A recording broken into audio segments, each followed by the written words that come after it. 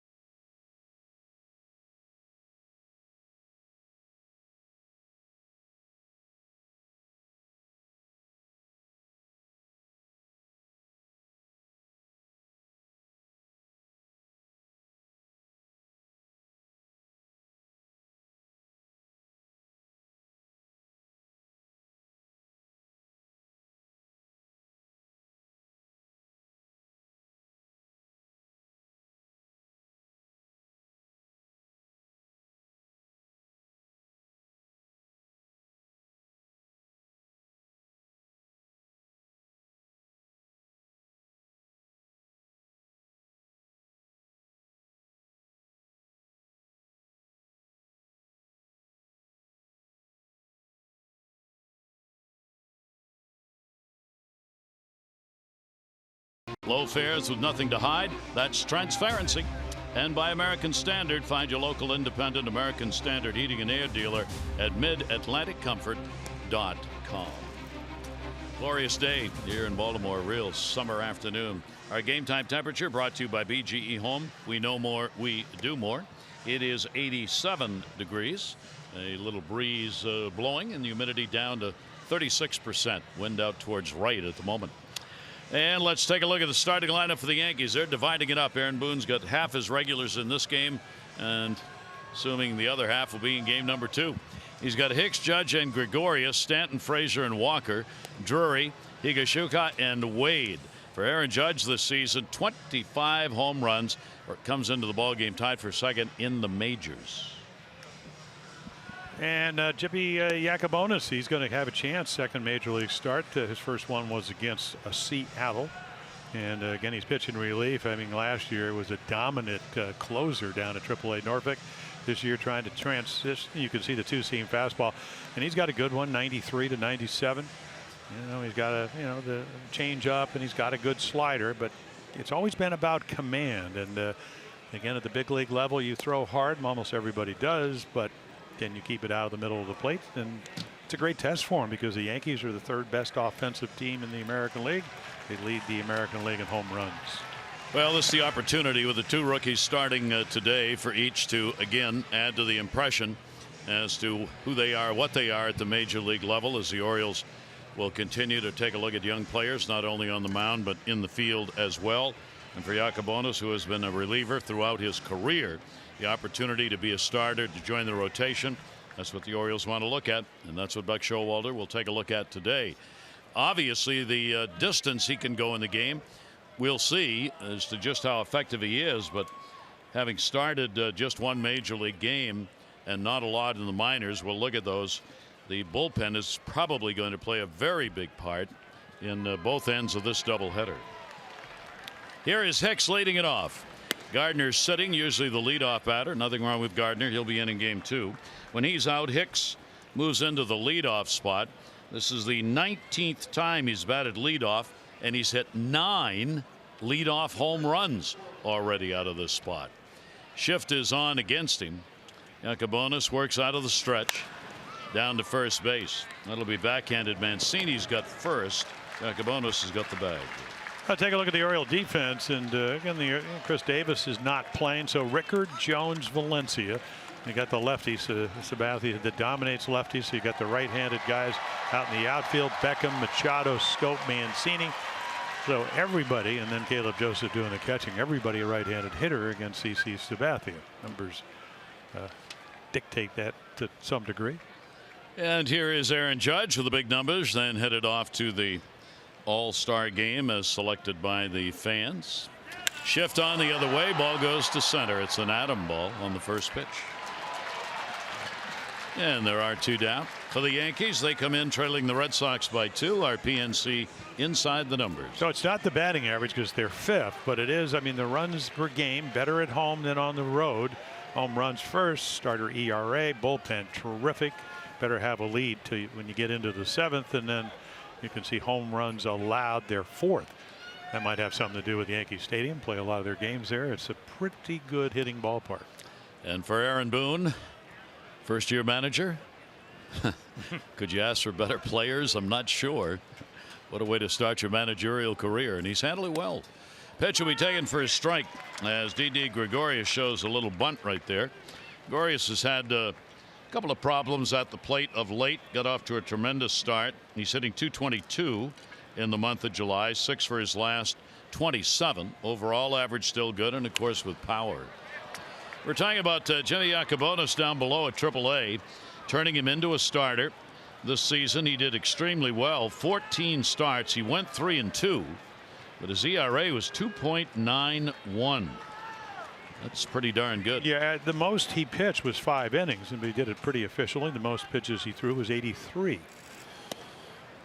So we'll keep an eye on him today, see how effective he is here against the Yankees.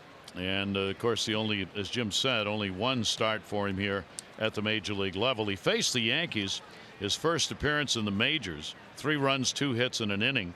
That was in New York back on the 7th of April. That ball just turns on and spreads a souvenir to the empty seats over there. I think that was a changeup. I mean, Gregorius, you talked about. I mean, what an April. You know, hit 10 home runs, drove in 30, hit 330, and boy, and then all of a sudden 149 in May. Same guy, didn't get hurt. Boy, reading all the articles, you know, again, thought he could hit everything. Swung at balls out of the zone. That usually doesn't work at this level. 1-2 delivery by Yakubonis, and that's going to come inside. He could be, Gary, and hopefully that'll be the case for the Orioles, effectively wild. I mean, I went through this early on where when you have the kind of arm he does, and he has got a special arm, is that almost sometimes I don't know if they can really sit in one area because I'm not sure he knows where it's going, but he will be between 94 and 98. Don't dig in. No. 2-2 delivery on the way, and another breaking ball that's going to miss down low. You know, he walked 20 in 55 innings in the minor league games at AAA this year. I mean, last year, I mean, he had a 1.32 ERA, but then again, that was out of the bullpen for AAA Norfolk. 2 down, nobody on. Didi Gregorius, 3-2. Yakubonis would get a ground ball foul outside of first, so Gregorius going deep into the count here. If you want to look at the left-right numbers for Yakubonis on a more extensive scale, of course, that would come from the work he did with the Tides. And he put up some pretty darn good numbers with AAA. Runners in scoring position, only 118 against him at AAA. And right-handers hit 161, left-handers 225. So good both ways. High sky, and Rickard is out there looking up into it and finds the baseball. Didi Gregorius retired in a 1-2-3 inning. Orioles will face the left-hander Sabathia when we come back.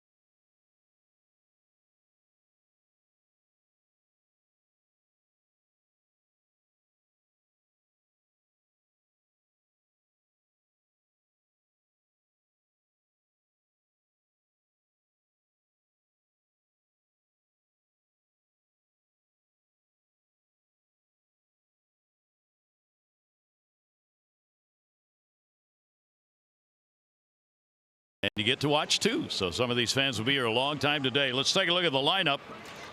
Brought to you by Southwest. Low fares, nothing to hide. That's transparency. Beckham, Jones, Machado, Trumbo, Scope, and Valencia. Rickert, Mancini, and Joseph. Jonathan Scope hitting again. 6-game streak coming into this one and a good average.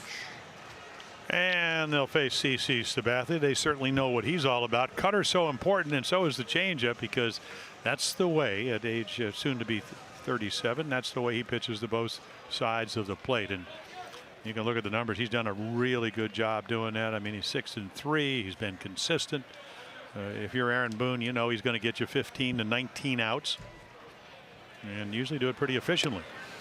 Tim Beckham will take the first pitch for a strike on the outside corner. As everybody has noted and everybody knows, the Orioles do not do well against off-speed pitchers. They are a fastball hitting team, and they've not really adjusted to all of the soft stuff and breaking balls they have seen, because everybody knows that's what they're not hitting. So Sabathia, if he's able to control some of the stuff he throws, could be real tough. He's really made a great transition from a power pitcher. I mean, he used to throw 96 to 98 and, you know, subjugated his ego, and he can pitch. Down to third, foul. Yeah, I mean, for him, it's always, at least lately, never really had a whole lot of arm problems. It's been the right knee, the landing knee. He's a large guy. I mean, you know, early on, he was a terrific athlete. I mean, he played all kinds of sports coming out of Vallejo High School outside of Sacramento. But the innings and the age and the weight has taken its toll. And Beckham, that one came way inside on him. Beckham's gone 4 for 18 lifetime against CC Sabathia. The Orioles are now 10 and 20 against left-handed starters this year, and that is the second lowest win percentage against left-handed starters on the season in the American League. And somewhat surprising because the batting average against the left-handers has not been all that bad. Pitch will be taken away. Just floated that one in at 83 miles an hour. Well, that's that changeup. So cutters in, you get the foul balls, and then you try to turn it off, get him out on his front foot. So a 2-ball, 2-strike count. Beckham doing some work early here on CC Sabathia. He's after his 244th career win. 2-2 delivery and one up with it and got him. So in and out, in and out. Change up down and away at 83. Doesn't go for it. And then it's not 98 like it used to be, but it is 88 out of the middle of the plate. So again, if you're a hitter, you better be patient. You can see Tim Beckham. He tries to do everything. Gets his foot down. There it is. And look where the ball is. And it's not like it's right on the corner. But once again, the ability to pitch in on the right-hander's back heel and their hands, tough to gauge.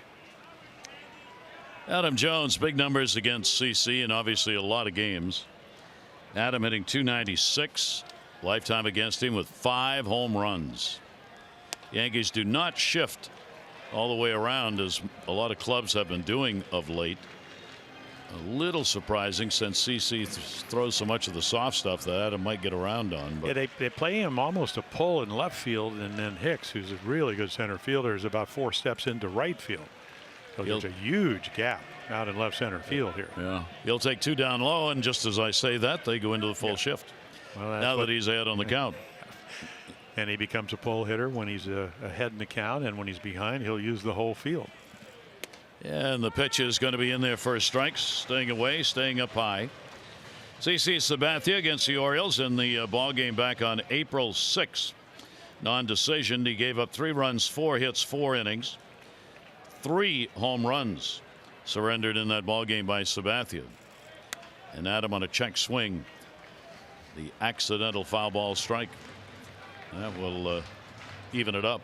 Now Wade moves back onto the other side. Got to keep your roving eye on that guy. Yes, StatCast powered by AWS. Yeah, and they're going to move Tyler Wade even more so because this is what the charts tell him. Well, Adam's done a nice job, which is why his average is over 280 of using the whole field. Came in that time with a little heat, popped it up first base. It'll be in foul territory and played there by Walker starting at first. Well, there's their defense, and as Gary Thorne said, it's a little different. Frazier plays left. Hicks is, I mean, gold quality center fielder. Judge can, you know, everybody thinks home runs, but he can play right. Drury, Gregorius, Wade, Walker, and Higashioka, who, boy, he put on a home run display last week after going 0 for 22 home runs in 3 consecutive at bats. Great chance for him being called up. So now there are 2 down, and Sabathia will face Manny. Oriole All-Star comes in with a 4-game hit streak. 2 down, nobody on. 377 lifetime average against CC Sabathia. 377. And this is how you want to pitch him, because if you make your pitch, and we've seen 9 home runs in April, 8 in May, and only 5 the last 2 months because they've been very careful with the way they pitched to him. There's a little breaking ball, tried to backdoor that, but missed it. And the count go to 2-0, so he starts Adam Jones out 2-0. Same thing on Manny Machado. And then they move again. They shift. They were straight away. Now they move over because their charts say he'll pull the ball. And the 2-0 delivery on the way. Manny tried to take advantage of that, lifted his back leg to try and take it to right field. Well, you take a look. These are starters, all-star starters at both third and short. Cal's one of those. A-Rod, Great Archie Vaughn, and Manny Machado. both third and short all-star starts. Now Buck has come out talking about, well, I'm not sure what he's pointing towards, the catcher or towards Manny. I mean, maybe it's something with the chalk. Yep.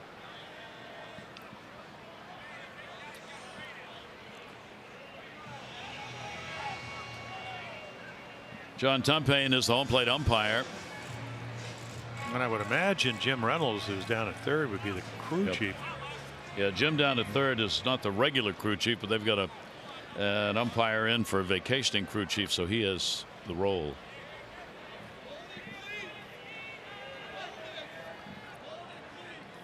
I think I know what he was saying. The catcher was out of the box. Here's the 2-1 pitch on the way. That ball would be put down the line in right. Judge. And he's got it. So a 1-2-3 inning for both pitchers to begin game one of our doubleheader.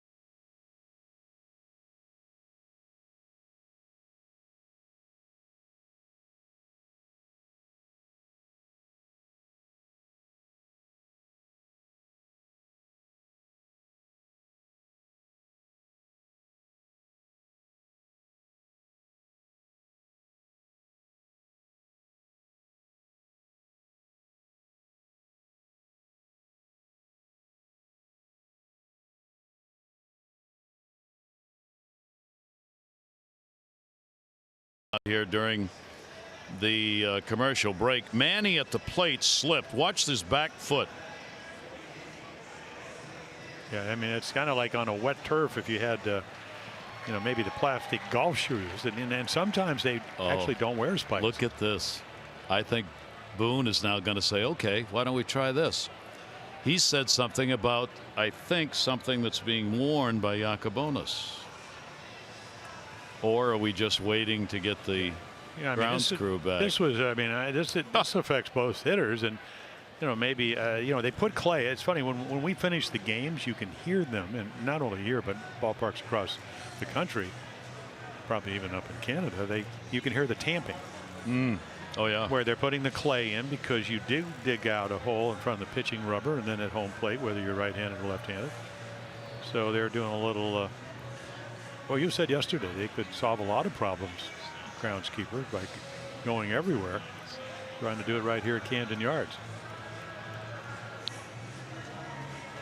So they'll redo a batter's box that umpires thought was a little too slippery.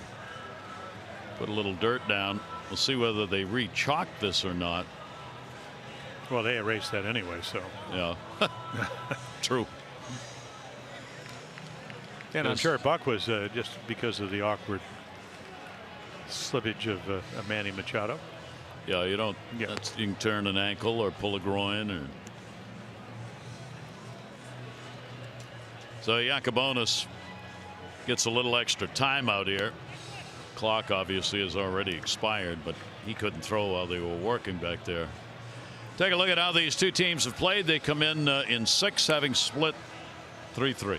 Yep. And you know, again, I mean, when you consider the Orioles are 41 games under 500 and they're 29 over, I mean, the Orioles actually they've done a little bit nicer job. You can see the Orioles actually have out-homered the Yankees. Now, pitching. Orioles bullpen, even though O'Day is going to have surgery, Thursday? So he's gone. They've outpitched him bullpen-wise, which is pretty impressive. Yep. Well, that series in New York, it's probably the best series the Orioles played all year, where they went up and took the series. And don't think that Aaron Boone did not remind. I mean, I don't think a team like the Yankees, you don't even, they remember early April. Giancarlo Stanton. Stanton, one of those extras who will be voted on by the fans now to decide the last two players, one in the American, one in the National, to go to the All-Star game. Stanton has had a bit of obviously a rocky start, and really put up some numbers and kind of settled back a little bit, but the ever dangerous in the lineup. Stanton will be followed by Frazier and Walker. Stanton is the designated hitter here in this ball game, and you see how the road has favored the numbers that he has put up this season.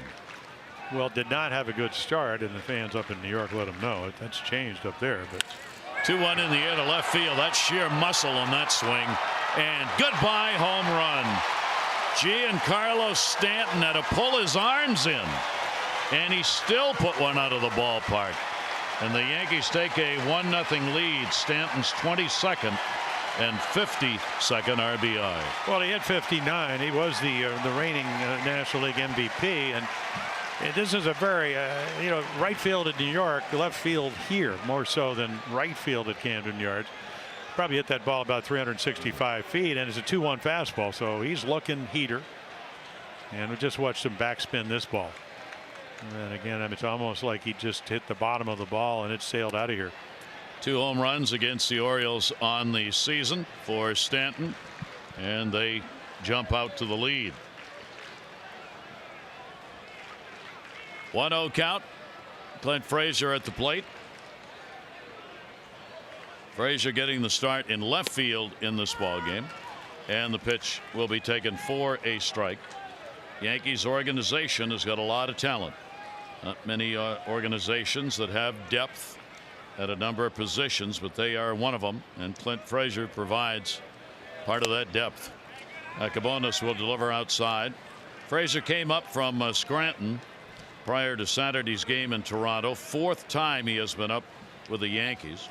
He's hit in the leadoff spot as well, and made starts in the outfield wherever you like him. Left field is where they think he's best. Cabonas will hit the knees on the outside corner with that one. 95. Well, Brian Cashman, who's been there over 32 years, back in 2016. Andrew Miller went to Cleveland. Frazier, one of those guys, and then the Aroldis Chapman deal to the Cubs, helped them win the World Series. They get Gleyber Torres, who's been injured, but marvelous young player. Swing and a miss. Cabonas kept it down and gets it. Yeah, Gary, I think that 2-1 fastball, which is what Stanton hit, Frazier lets it go by, and now all of a sudden you're looking for both, and he just can't get to 96. Nice movement, good location. It's down in the zone. Late movement, doesn't get to it. So first strikeout for the Orioles starter. Cabonas will work against Walker. Walker, a switch hitter. Neil Walker getting the start at first base in this ball game. Walker will lift one in the air to center. Adam Jones has room, deepest part of the ballpark, and puts it away. 2 down. Fans are invited to paint in the park tomorrow, July 10, prior to the 7 o'clock game against the Yankees. Each ticket package includes a 2-hour pregame painting session in the bullpen picnic area. It'll be led by Pino's Palette, plus a ticket to the game. Ticket packages are exclusively available at Orioles.com/paint. Stanton with a home run, his second of the year against the Orioles, and the second home run he has hit in his career here at Camden Yards. Here's Drury, and he will take the pitch for a strike. Drury getting his 15th game under his belt, just $195 with a home run and 7 RBIs. Middle is left wide open in the infield as Manny moves over towards third base defensively. Scope stays on the second base side of the bag against Drury. Yeah, he was going to be their third baseman, and then the migraines early on went on the DL. Michael Andujar you start. We'll see him the second game. Yep. Andujar's on the bench.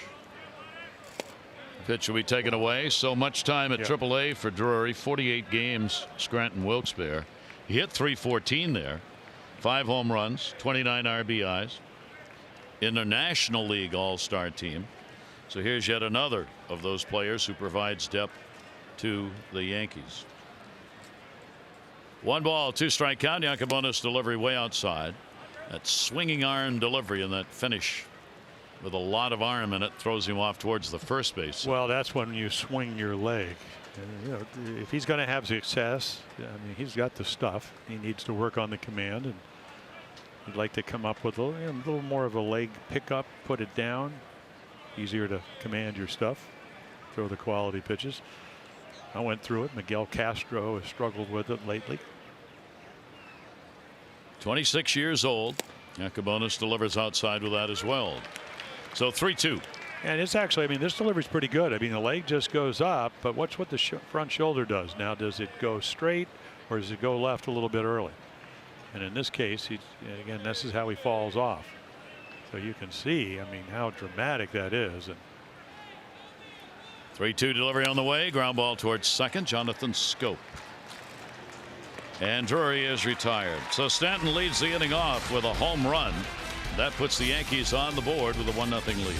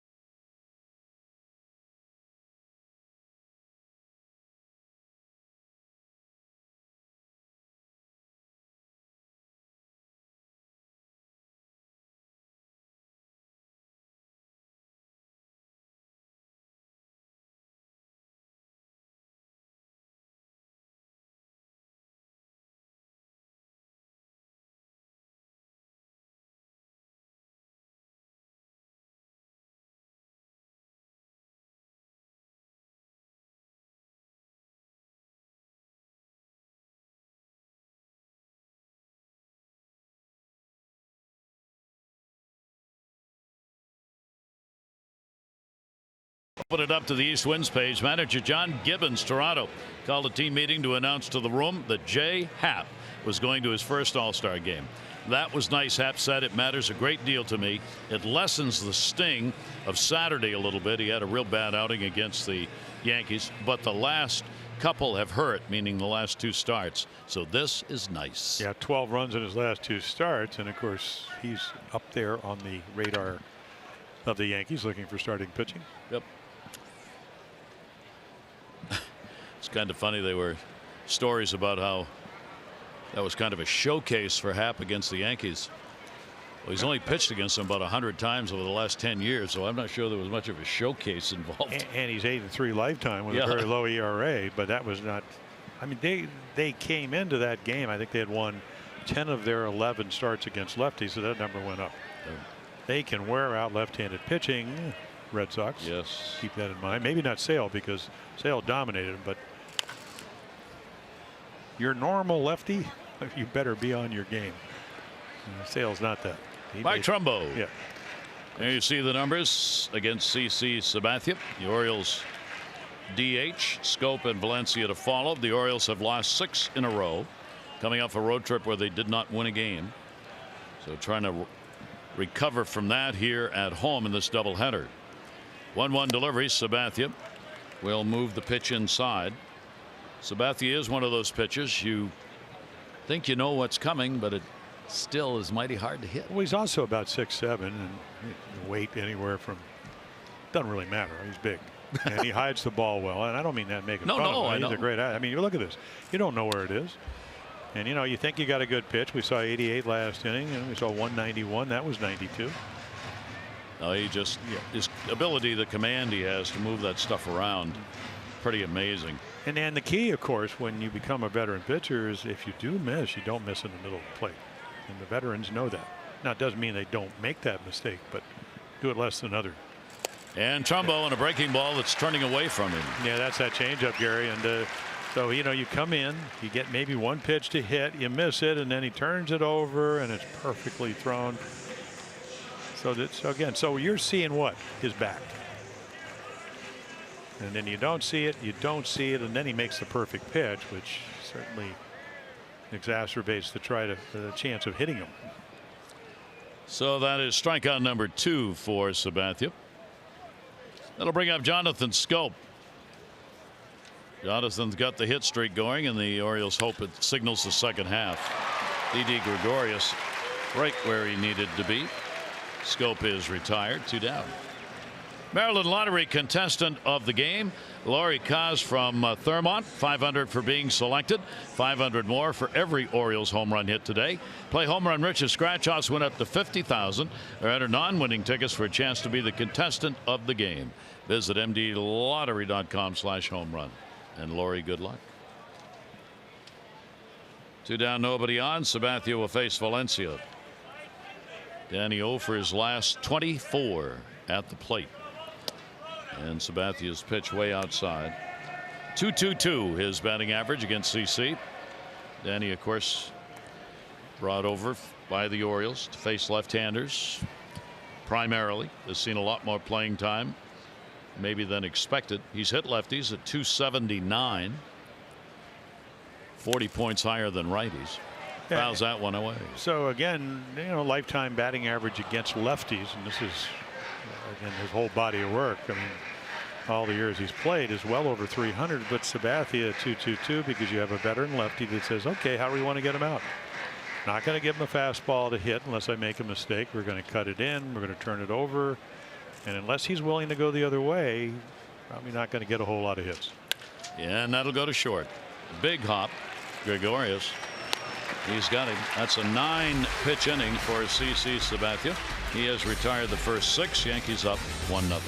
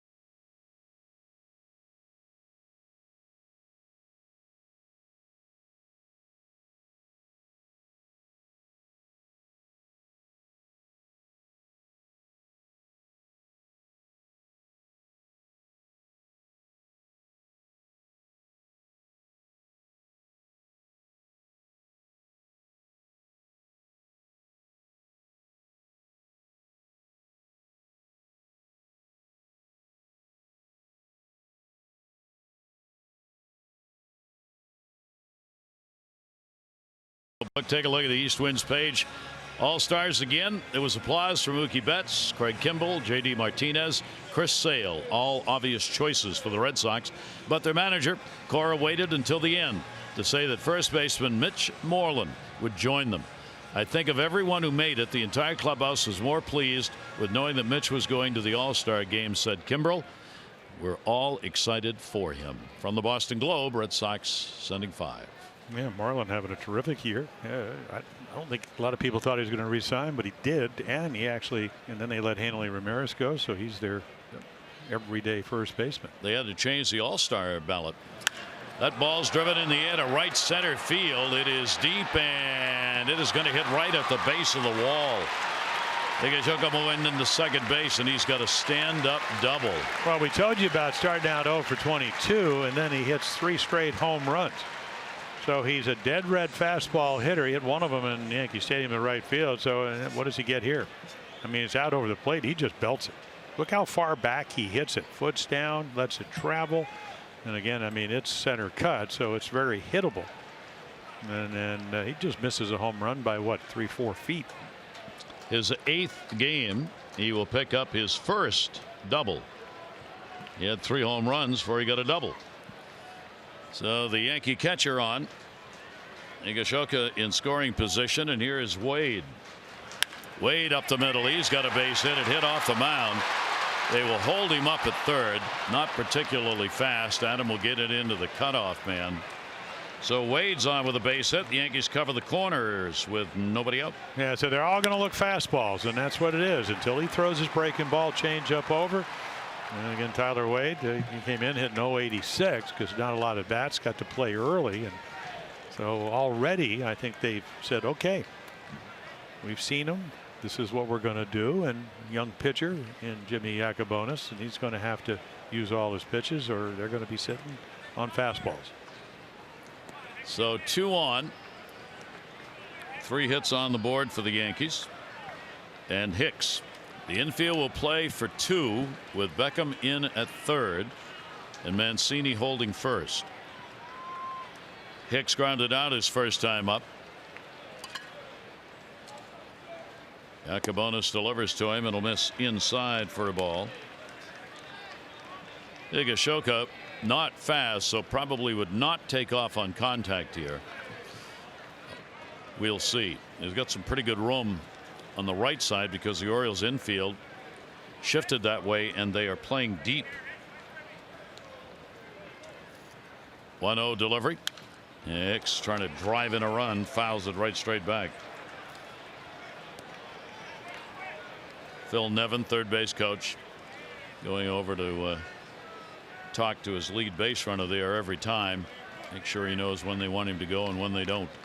Well, again, if you're Jimmy Yacobonis and you mentioned only this second major league start, you're saying, okay, I'll give him a run.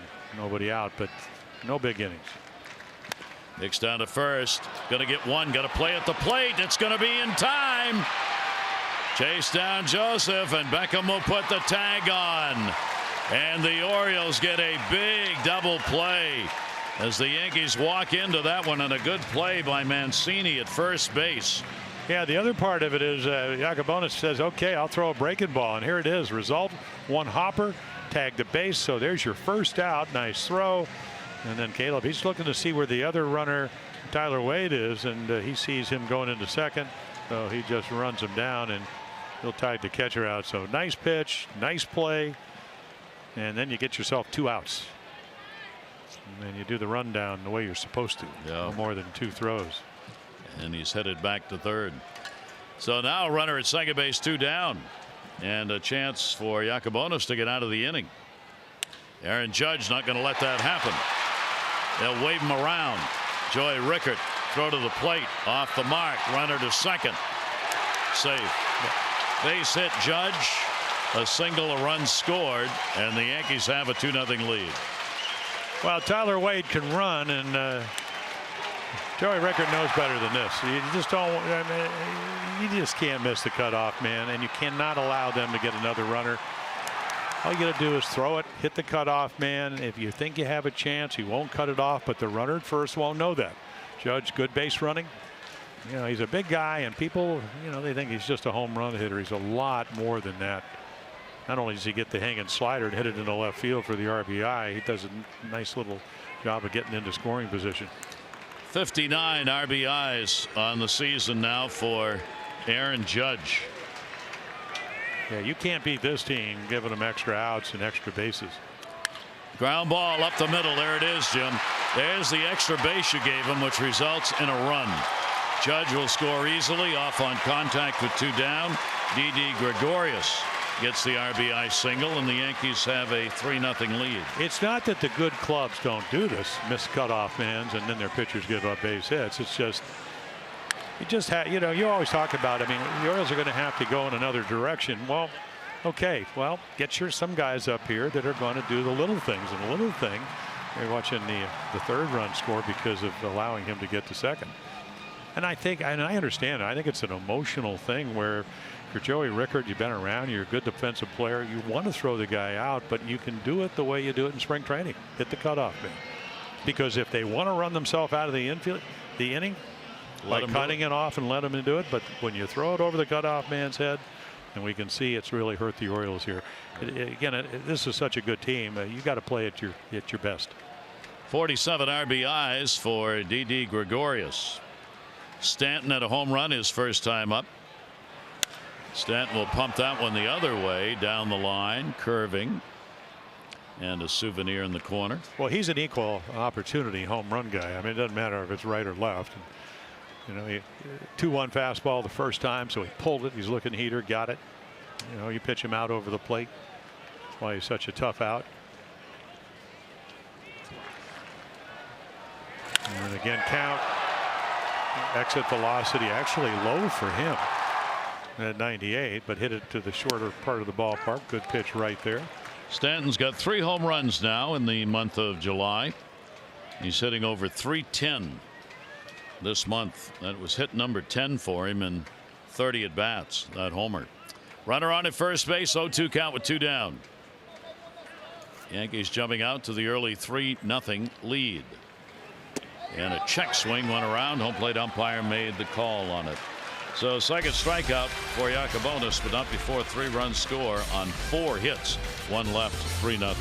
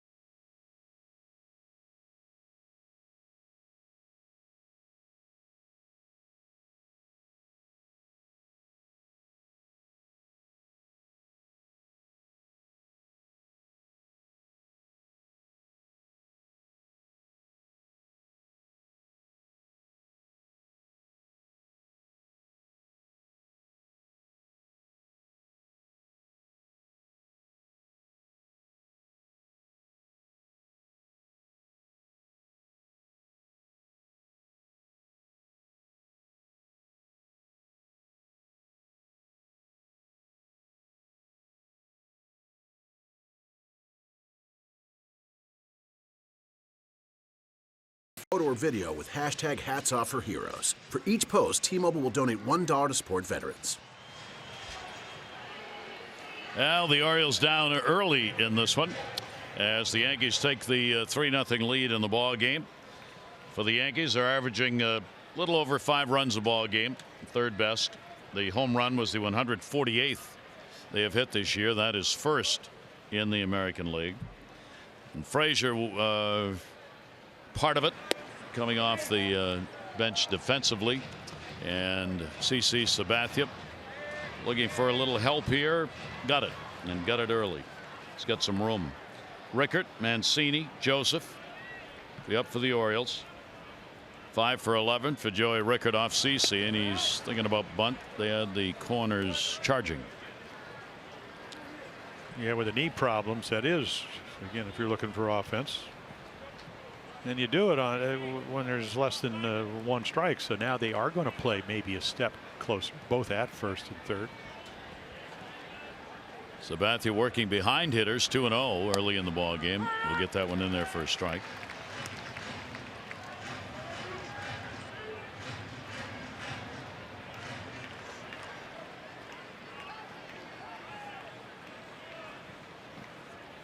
Drury another step in at third base. Comes back with a strike on the inside corner. Sabathia has not had a win against the Orioles in his last 8 starts. That goes back to June 5 of 2016. Last year didn't have any record against the Orioles. A 7.41 ERA in 3 starts last year. Foul back and out of play. He's trying to get back on the win track. Sure had plenty of them overall. He has won 19 games against the Orioles, 19-10, including an 11-7 record here at Camden Yards. And the interesting thing to me is that in those games, of course, where he's won 1-3 with a 4.30 ERA for the Oriole pitchers was 3.65. So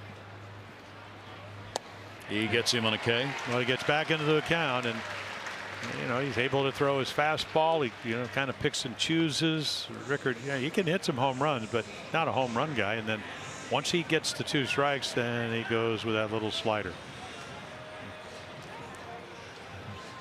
That breaking ball that you talk about. Almost everybody on this ball club, much better fastball hitters. Don't adjust very well to the off-speed pitches. Trey Mancini and Caleb Joseph due up.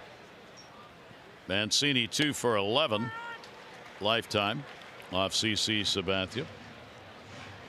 So far, tough month has continued. Only a couple of hits so far in July for Trey. He's gone 2 for 19 with a home run and pitch taken down low. Sabathia will pick up a new baseball on that one. Doesn't surrender a lot of walks. Seeing keep coming back on these counts early in the game. He's had the 71 strikeouts, 24 walks. He'll definitely work in on hitters. He's hit 8 batters this year, and only a couple of wild pitches. So, and meanwhile, while he's doing all that, they're getting him about last year almost 6 runs a game when he won 14 games for him, and then this year over 5.5 runs a game. And they're on their way today. Yep. 1-2 delivery on the way. Trey will ground it back to the mound. Not a good idea, CC. Bare hand, Gregorius. It'll go 1-6-3, and for Sabathia, he knows reaching out with your bare hand like that's a no-no. Well, and it wasn't hit very hard. I mean, so maybe that will help him not getting hurt. Yeah, I mean, that's, again, all you got to do is break a pinky. Get a bruise, and then, of course, Gregorius bails him out. He doesn't get hurt, and he gets the out.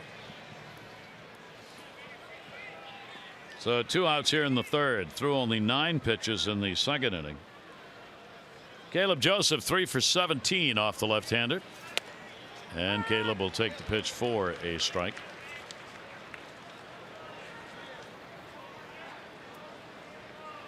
Sabathia's won his last 2 starts against Atlanta and Boston. 3 wins, 2 losses in his last 5. 0-1 pitch. Caleb up 89 upstairs, 0-2. He's only really, when you look at it, and this is start number 17, had 1 bad outing all year where he's given up more than 4 runs, and he only given up 4 runs twice. Very solid and a bit of a surprise. They weren't sure how he would be coming back this year. And that one jumps up and bites. Well, he'll turn 38 on July 21st, and last year was the last year of the big contract. I mean, somewhere in the $20 million range. And I think he likes playing in New York. Lives in New Jersey. Won 14 games. Went to the postseason, all the way through the championship series, and thought they had a chance to go to the World Series. So he comes back for, I think, 10 mil. Yep. That'll go in the air off the fist to left field. Diving, can't get it. Frazier missed it. Hicks will back it up. Throw will come into the cutoff man, and it is a double and the first hit for the Orioles. Was it Alan Greenspan when he was is it irrational exuberance? Young player, little looper. It's how you turn a single into a double. Come in, you got a 3-0 lead. The Orioles are trying to get back in the game. You dive when the ball's 3 feet in front of you. He means well. Well, I mean, it's and I'm not. It's. There was no chance. It just happens. There was You're no right. chance to catch that though. Nope. No. Yeah, you just play back, you catch it, throw the ball to second, 2 Base outs. No. I mean, what if Beckham gets a base hit? This is what the Orioles are looking for. You're always looking for extra runs, whether you're ahead or behind. Early in the game, you get 27. If you give, make errors, you miss guys. I mean, everybody's trying to get as many runs as they can. So Beckham after the RBI. 222 with runners in scoring position for Beckham. Strikeout victim, first time up. And the pitch will miss inside. Once again, 2-0 count. A lot of those in this ball game. Sabathia not minding having to work from behind, at least effective so far, working from behind. Well, because he can pitch backwards, change speeds. Really doesn't matter what the count is, because you're not going to get what you think you're getting. Caleb Joseph off second base. Ground ball to short. Gregorius. No runs on 1 hit, no errors, and 1 left on base. We've completed 3, game 1 of the doubleheader.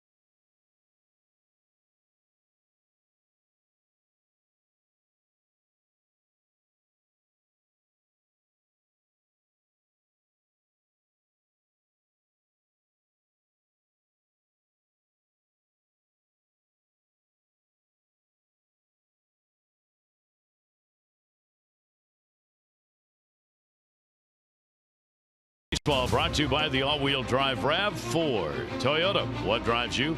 Visit buyatoyota.com for great deals. Gary Thorne and Jim Palmer with you. First game of the doubleheader. Second one will start about a half hour after the first one. Yankees have the 3-0 lead, 3-5-0 to the Orioles 0-1-0.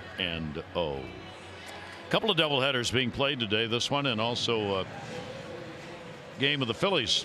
They play 2 at Citi Field against the Mets today, making up for some of those snow out, rain outs, bad weather beginning of the season ball games that were lost.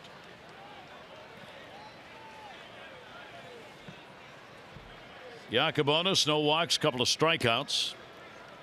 Frazier will be brushed back. Strikeout victim, his first time up.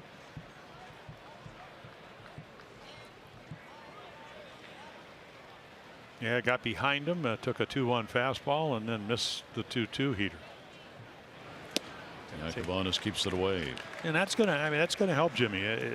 They're looking fastball, as I mentioned earlier, and until he throws the breaking ball, which he did a nicer job last inning, even though he did give up a couple of runs.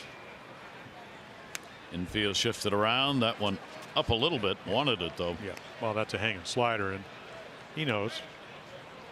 Frazier's going, how did I miss that pitch? And Jimmy Yacobonis says, I got away with one. Infield alignment moved over a little bit, but not in the full shift. The gap in left center for Frazier, and got him on the pitch called away. Oh, John Tumpain, a good way to a home plate umpire. You could hurt your shoulder calling. Watch him call this strike. Yeah. Gotcha. Heat. Yeah. So to stay in shape. Yeah. Look at this. Oh. Snap call. You got to be doing your rotator cuff works to make that kind of call. One away here in the 4th inning. That's right, folks. We are doing a doubleheader. Yes, we are. That will bring Walker to the plate. And Walker will watch one away for a ball. He too, most of the time at AAA this year, hit .271, 16 doubles, 18 RBIs, 64 games at AAA. Up and down, major league debut last season for Walker, who is a veteran whom they wanted, and he was traded for, picked up to give them some strength in that infield. Well, he can play everybody everywhere, and he's a switch hitter. Yeah, and he's got power. And they really went after him in the offseason. Really wanted him. Signed by the Yankees, a one-year contract.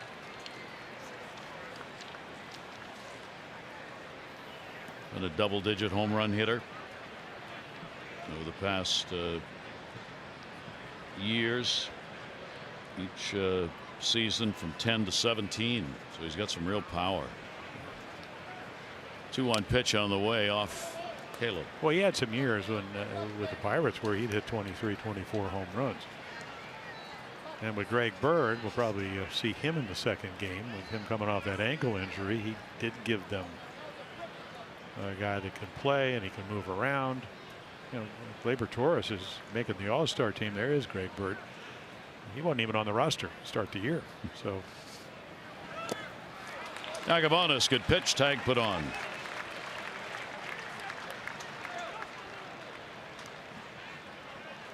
yeah, nice little changeup. Hasn't used it a lot. Well, maybe it's a breaking ball. So either way, it's something other than the fastball. Gets ahead, gets him to chase, gets it out.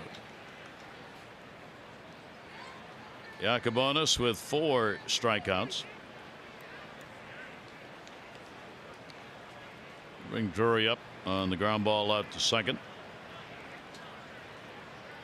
Yacobonis retired the side in order in the first inning, and the home run by Stanton in the second, and a couple of RBI base hits by Judge and Gregorius in the third.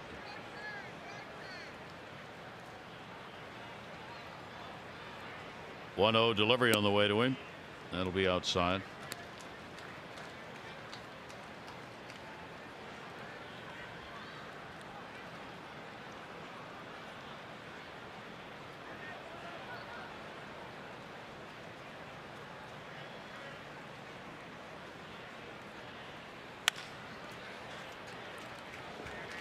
Manny the plate, and a good inning. Yacobonis sets him down in order with a couple of strikeouts. Orioles will look for some offense. Jones coming up.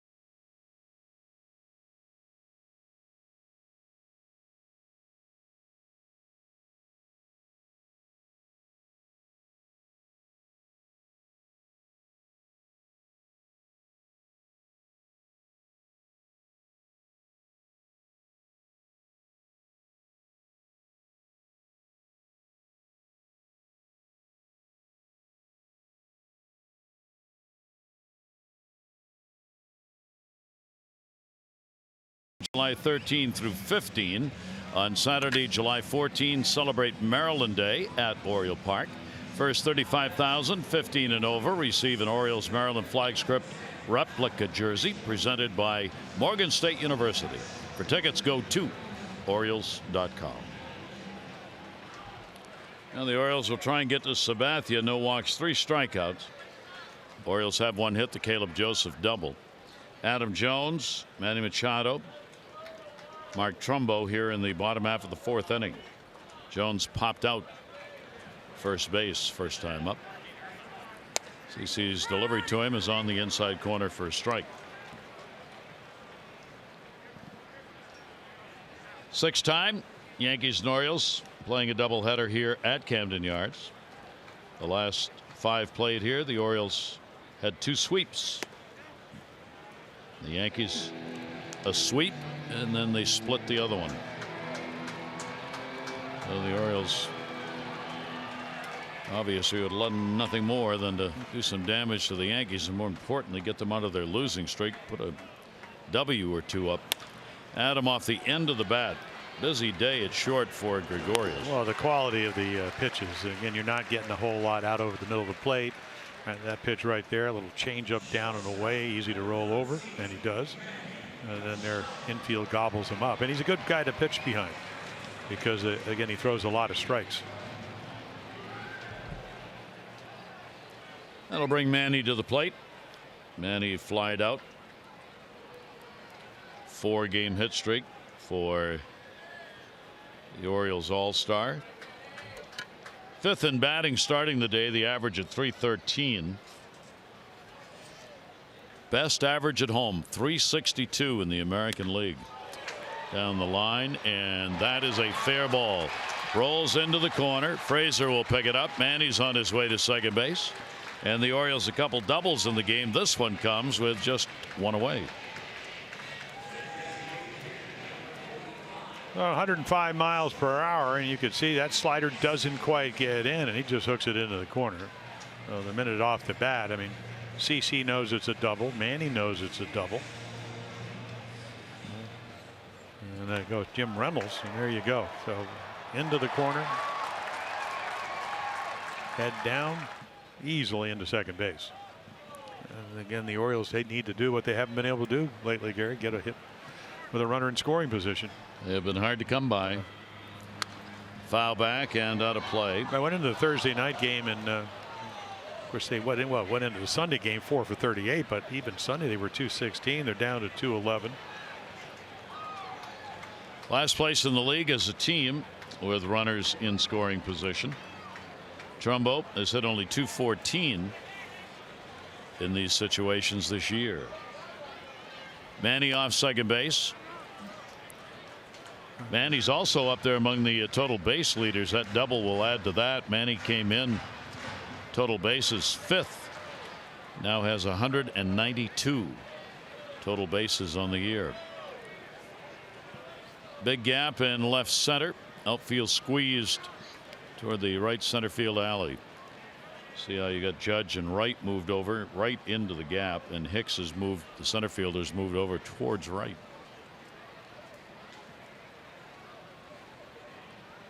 One ball, one strike. Yankees let Machado get a big lead. In the air, left field, got a lot of it going back at the wall, and goodbye home run. Trumbo delivers the long ball, and the Orioles get back in it as they make it a 1-run ball game, 3-2. Yeah, with a couple extra base hits, and yeah, that does count. If you look at 99, very much like the Stanton home run, but this one a little higher, a little farther. Both at right around 99 miles per hour off the bat. Major League average in the upper, 89 or so. So 12th home run. A lot of home runs in June here in July, and so with one swing, you're back within 1 run. Trumbo gets his 3rd career home run off CC Sabathia, who has given up 12 on the year. 9 of those have been hit by the right-handers, and the Orioles behind by only 1, and the pitch will be taken up by Scope. We'll take a look right here. A little cutter, and again, we talked about, I mean, Stanton can hit the high fastball. Same with Judge. Manny, boy, he's just like chopping down on wood. Ball backspins. We'll talk about, again, bat head's point A. Ball is point B. You could see the hands stay high. They drop right down. Nice little hit the bottom of the ball and sails out of here. Jonathan Schoop with a 1-ball 1-strike count. Lori Koss, our Maryland Lottery contestant, $500 on the home run put up. And coming in ahead was Manny Machado, who set the stage with the double. So the Orioles, something else they have had a hard time getting, and that's home runs, somebody on base. 2-ball 1-strike delivery. That's in the air, and that should fall. It'll be a base hit. Judge will come over to pick it up, and Schoop is on with a single, so 3 consecutive hits here in the 4th inning off Sabathia. Discover Siesta Beach in Sarasota, Florida, consistently ranked as one of the best beaches in the world. Plan now at visitsarasota.com. So the Orioles get the potential tying run on at first base here in the 4th inning. Orioles have now hit 104 home runs. 72 of those have been solo shots. But a 2-run homer here in this ball game by Trumbo. And the breaking ball will miss down low. Danny Valencia grounded out his first time up. Yankees have 5 hits on the board. The Orioles had 1 coming into this inning. And now have 4 in the ball game.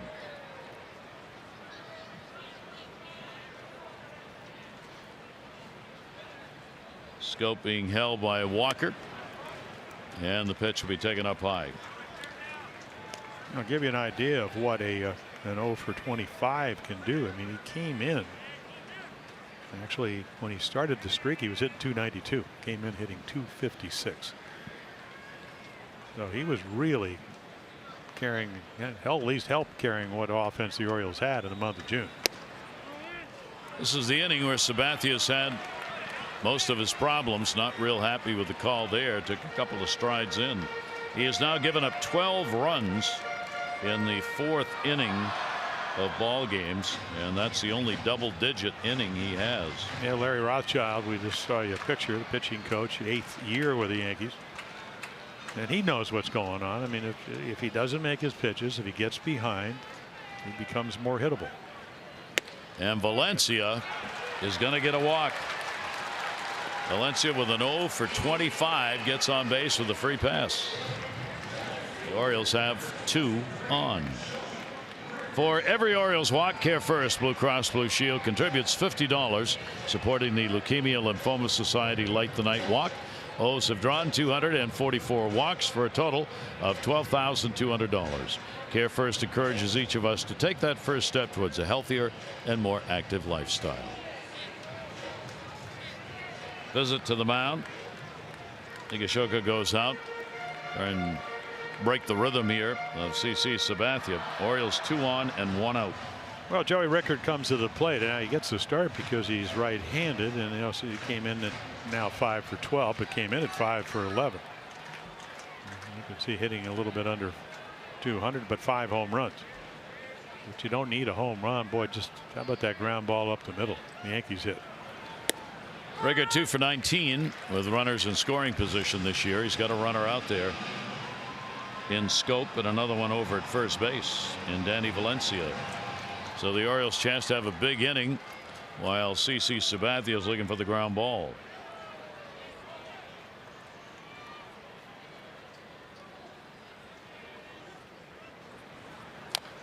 Chopper foul.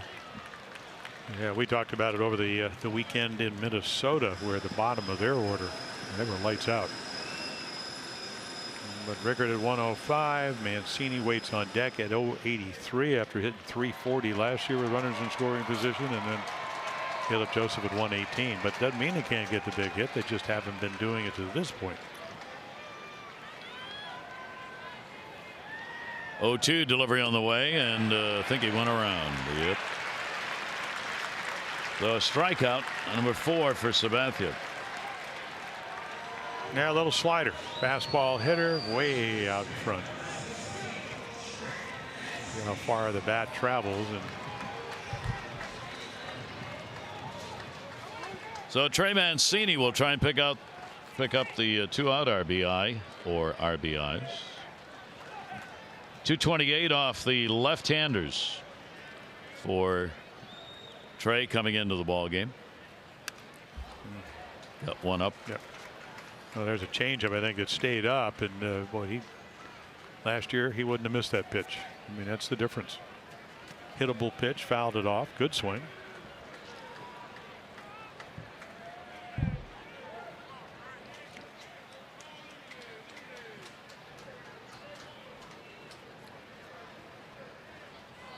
Sabathia with the 0-1 delivery. Trey may have looked at those Sabathia numbers, saw that he had 8 hit batters, and decided to wear the helmet with the protector. I don't think he's worn that before. Either that or just trying to change his luck. Yeah. Anything. That might give me better focus, maybe see the ball better. Anything. I'll try it. First and second occupied. Breaking ball will just miss. Sabathia again with his head down. Boy. He's really unhappy with those calls. Well, there are breaking balls, and umpires will tell you they go around the edge of the plate. So Higashioka, I mean, he's out there on the corner, and you can see it's just off the corner. Now he caught it perfectly. And lately he's been a hitter, but he's a great catch and throw guy. Came up through the minor leagues, so he presented that well, but it was outside. CC's had a couple of those pitches where he's taken a long walk, couple steps in, and then a big circle, expressing displeasure. Here's the 2-1 delivery on the way to him, and he went around. Home plate umpire call on that one. 92 miles an hour, and the count goes to 2 balls and 2 strikes. So a little extra velocity, and the ball probably off the plate. Definitely swung at it. Orioles made it a 1-run ball game on the home run by Mark Trumbo. Now trying to at least get it tied up. Scope off second. Valencia's off first. Timeout asked for at the plate.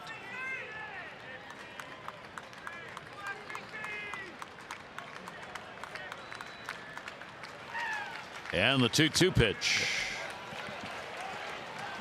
Cut it in, so a full count, and the Oriole runners can be off. Well, double home run, single, and a walk, and that will kind of make you right here. 3-2. Everybody will be running. He wants to make sure that is the count.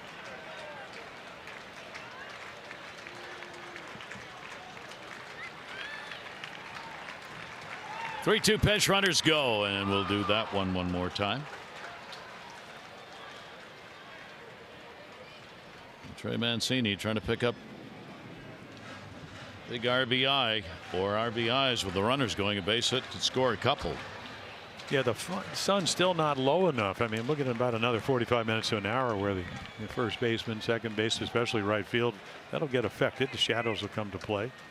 It'll be a little bit harder to see. You can already see sun, shadow, hitter in the sun. 3-2 again, and they're loaded. I think the way Trey's been going, you probably hold your breath when that ball goes through by the outside corner, but ball definitely off the plate. And I think this is just a calm down.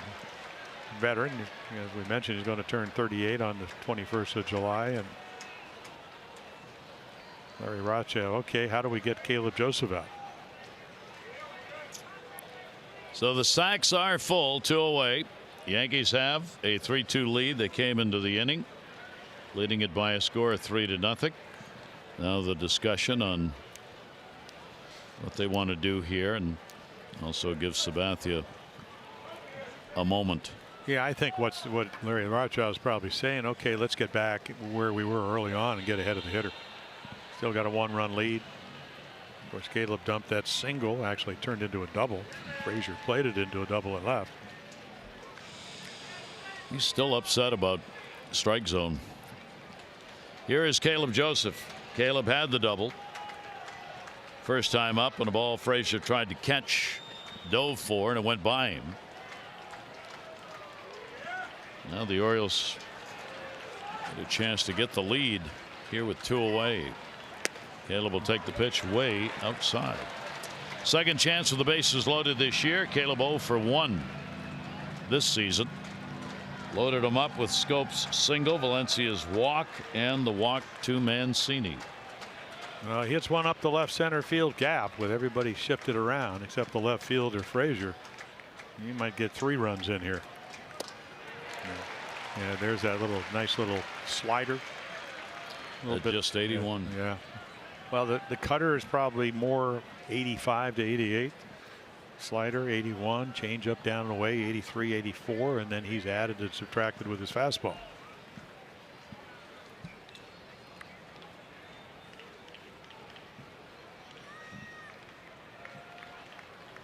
One delivery. Trying to get that outside corner call, and he's not getting the pitch there. And he's not going to get the call. Now John Tumpane has made it pretty clear. Hey, you need to throw it over. Once again, look where the glove is. Does he move it back? Yeah, you can just see him move it just subtly trying to get the corner. So 2-1. Again set up away and again away. So a 3-ball 1-strike count. A walk ties the game. Well, I said earlier, Gary, you don't always get what you think you're going to get. I think you could look fastball in the middle of the plate here and hope to get it and see if Caleb gets that pitch, and if he does, maybe he can drive it somewhere. 3-1 count. Sacks are full.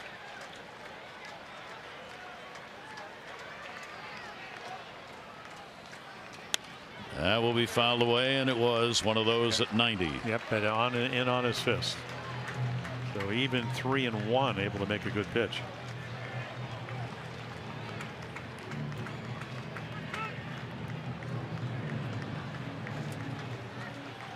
Yeah, the normal pitch count for CC Sabathian, again, they get him a lot of runs, is, he topped out at 102, usually 92 to 97.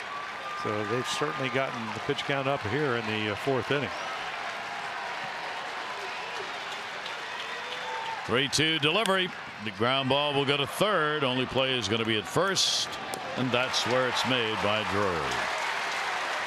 But the Orioles get on the board after a double by Manny Machado.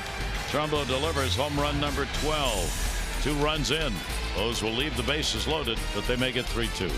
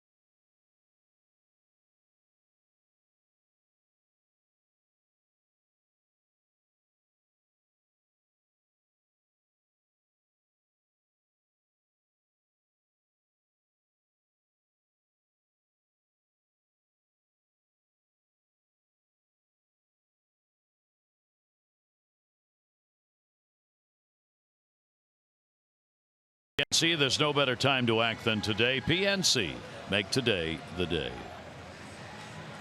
Well, Brendan Hanafy, and you could see 7-3. Yeah, again, look at the whip. That's walks and hits per innings. Only 15 walks, 97 inning pitch, and then again the ability to throw the ground ball. You kind of like that. Tall, 6'5", 180. Having a nice year. I was reading about our number 3 draft choice out of Arkansas, Blaine Knight, 6'3", 170. You know what Earl Weaver would say? Eat a potato. Come on. Got to eat a potato. I like it. Higashioka will lead it off, and the pitch will be taken inside for a ball. Yankee catcher now has a 4-game hit streak. Delivered a double, but he did get thrown out in a rundown between third and home, and it was a big play in the third inning. The Yankees got a couple of runs on 4 hits in that inning. It could have had more, but the Orioles, on a fine play, Mancini to Joseph to Beckham, got a couple of outs on a ground ball that went to first. So double off the wall on a fastball, 2 straight breaking balls, trying to stay away from the heater, and you're behind. Looking heater right here, and almost hit him. Inside and away.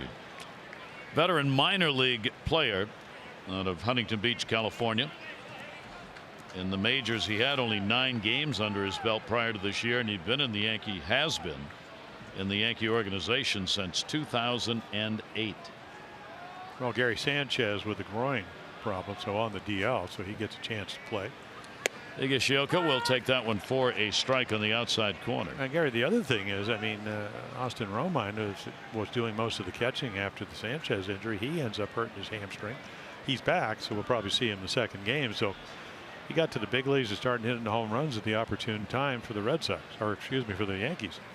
3-1 delivery, and the ever dangerous leadoff walk to begin the 5th inning. The Orioles welcome you and your best furry friend for a day at Oriole Park. Bark at Oriole Park ticket packages include the unique opportunity to bring your dog to one of the 2 Oriole games, plus the Orioles themed doggy bow tie, with a portion of the proceeds benefiting Barks or the Baltimore Humane Society. For tickets, visit Orioles.com/bark.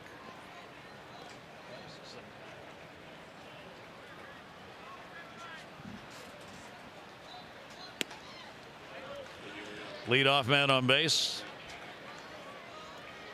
Wade delivered a base hit and scored in that 3rd inning. Judge, Gregorius have picked up the RBIs. First walk surrendered by Yacobonis. Yacobonis, by the way, is the extra player the Orioles have added to the roster. You get 26 on a doubleheader day. So he was added so he could make the start here.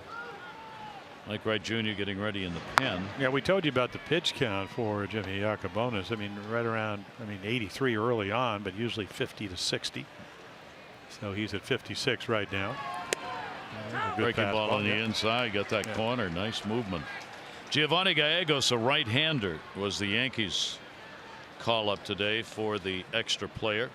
Yankees have a 10-man bullpen for the doubleheader today. Wade with a 1-ball, 2-strike count. Yacobonis got him to go after one outside corner right off the end of the bat. Will be hauled in by Joey Rickert. Wade is retired. Orioles baseball on Masson is brought to you by PNC. Make today the day. And by the University of Maryland Medical Center. Be a part of something. Good crowd here for the first game of the doubleheader, starting at 4. Remember, the second game will begin about a half hour after. There's only a single ticket required to see both games, so if you're in the area, still got time to pick up half of this ball game and another one to follow. Here's Aaron Hicks starting in center field. He'll take the pitch for a strike at the knees. Turns away somewhat disgruntled. For Hicks, double play ground ball hit into in the 3rd. 0 for 2 in the game. He's picked up 5 hits, 10 at bats against the Orioles this year with a couple of RBIs. Well, 5 home runs this month, so he's been red hot, and doesn't matter which side. 8 at home, 8 on the road. Switch hitter. Another one. That one almost gets away. Caleb able to stop it. Yeah, we first saw him, I think, back in 2013 when the Twins opened here. Opening day, he was their former #1 draft choice. So the Yankees acquire him. John Ryan Murphy back in 2015, the winner. So he then with the Yankees 2016-17. 1-ball, 1-strike count. Shift on. Left-handed hitter with a big cut, a Ruthian swing, and it's 1-2. Yacobonis keeping him off balance. Well, big cut. I mean, it's a nice breaking ball. That's how we got Tyler Wade out to get the first out after the leadoff walk. So he's looking heater. I mean, you could see this. The more we've seen of Aaron Hicks, the more you see that he's, with the at bats getting into the thousands, a little more confident at the plate. 1-2 delivery, double clutched on it, popped it up. It'll be out of play. Hicks has a new high already in home runs. He had 15 last year and already 16 on the year this season. So adding to the power barrage of the league leading Yankees and homers. The other thing is that they gave Ellsbury. Cashman doesn't make too many bad deals, but the Ellsbury deal at 7 years, $153 million. I mean, he's got like 3 or 4 injuries, so he hadn't even been able to play this year. Not even close to getting back to 1-2. That's going to be a base hit. There's nobody over there with a shift on, and a little squibber on a big cut ends up being an infield single for Hicks. Right on the end of the bat. A little breaking ball. He'll take it. Because he's going to get Judge to the plate. I mean, again, and I don't know.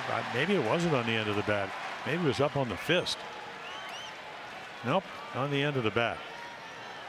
Certainly worked out well. So Judge stands in. Runners at first and second. And one away. He has an RBI and a base hit and scored in the third. Has also flied to center field. Tied for second in homers, 25. Second in walks, 63. Judge will take the pitch outside for a ball. He's really liked Yankee Stadium. He's got the third highest average at a home ballpark, 355.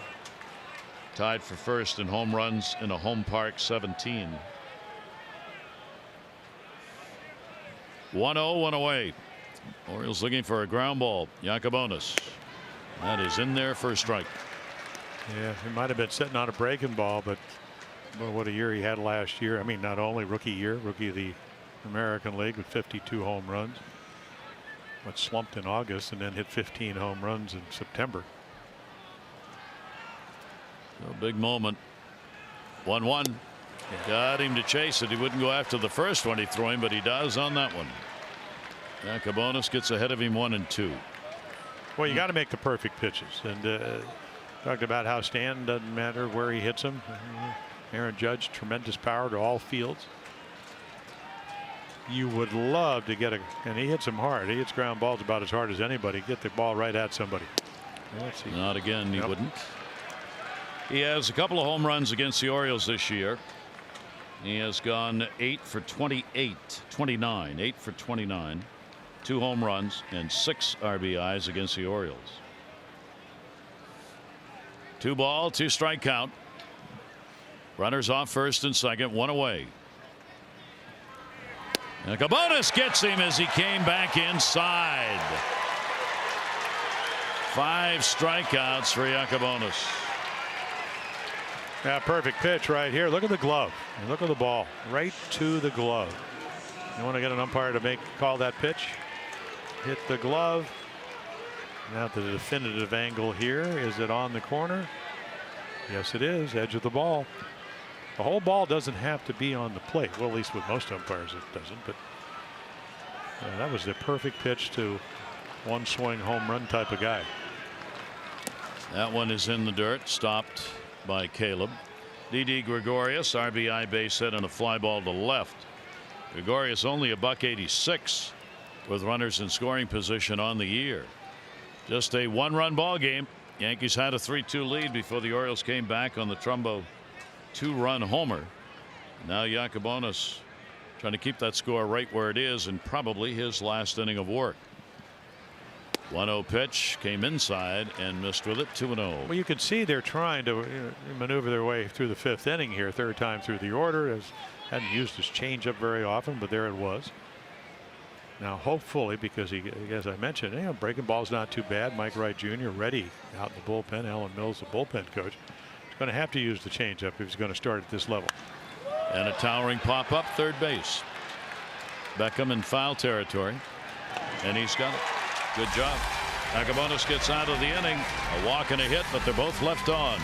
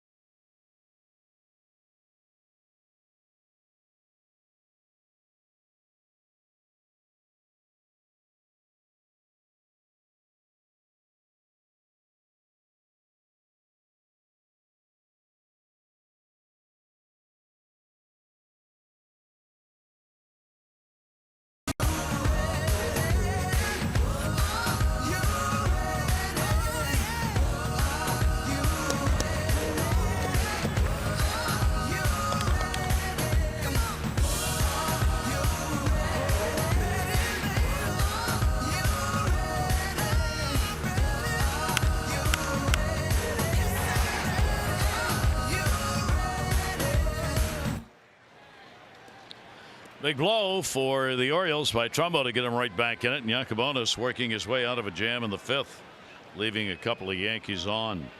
So 5 innings of work for him. And we'll see whether he comes back out. Unlikely. Pitch breaking ball by Sabathia, taken down low. Tim Beckham. Orioles sent 8 batters to the plate in the 4th inning. Left the bases loaded. Beckham has grounded out and struck out. Now 4 for 20 off Sabathia. Well, again, trying to get that outside corner strike and just can't quite move it in close enough. Well, even if you're soon to be 38, if you look at the pitch count, I mean, it really goes up dramatically 3rd time through the order. Well up at what, at 346, and that's exactly where he is here with a 1-run lead. And Beckham on a little softer pitch, breaking in on him, 2-1. Yankees against the division are 22-15. 5-4 against the Red Sox, the team they trailed by 2 coming into today's play. 2-ball, 1-strike count. Beckham takes it. Chance to get on here. Yeah, he certainly does. And then he's not going to steal a lot of bases. He's never done that, but he does give you a little bit of speed. Well, over 3,400 innings for CC, so he's not going to give in. And we saw that 2-0 through a changeup.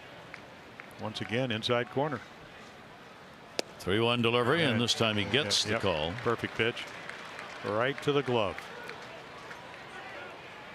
No free lunches when he pitches because of the command. You don't get too many balls in the middle of the plate. He understands the scoreboard. Also understands where he's pitching. 365-foot fly ball to left center field could be a home run here.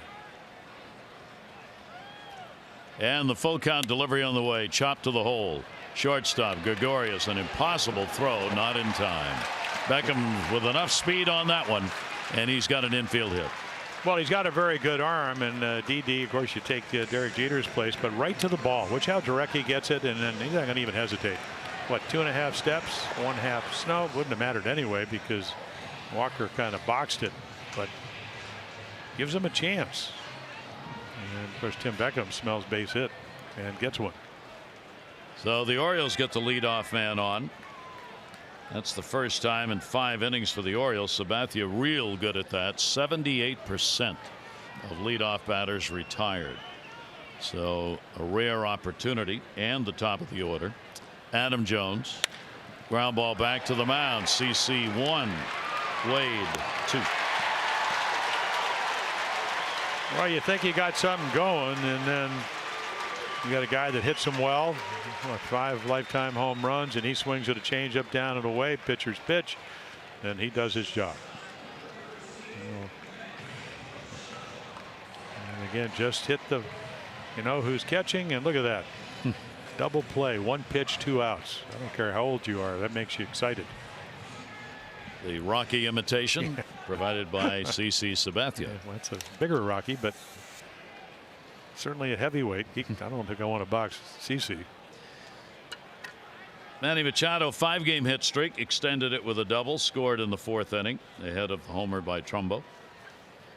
Also is flied out to right field. One of the few fastballs we've seen. Take a look, our Maryland Live Casino Inside the Numbers. Yeah, well, Jimmy Fox, double X, Ted, Manny, Calavito, Killebrew. Well, I guess I pitched against 2 of those guys.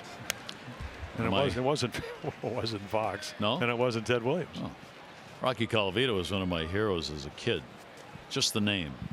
I don't know why. I wasn't an Indians fan or anything. Try to get him out. He stood right on top of the plate. Now that was a man you wouldn't want to box with either. No. No. Good looking guy. Great arm in right field. Again, CC won't even turn to take the ball back as now the umpire looking over into the Yankee dugout where there's some discussion going on. Well, I just don't think it's going to get you any extra pitches. That ball is pretty close, but you take a look. I mean, see, there's one that could have been called. I mean, the overhead. Camera doesn't lie. 2-1 pitch on the way. Further outside with that one. And the count will go to 3-1. Well, Trumbo waiting on deck, but his home run makes you a little bit tentative if you're CC because of who's at the plate here. You know, it's funny, you don't want to pitch to Manny, but you don't want to get him on because you know the guy behind him just already hit a 2-run home run. 3-1, and we'll get that call at the knees. See, we've seen extra 2-3 miles per hour from CC, so it's almost like he pitches under control too. Needs a little extra. And again, you know, you don't speed up your body, you speed up your arm, and he certainly has, with over 3,400 innings, the experience to know that. Fourth full count. And this 3-2 delivery will be grounded toward short. Gregorius. That's the veteran coming back. Some calls he may not like, and he and the home plate umpire having a little chat as he leaves the mound.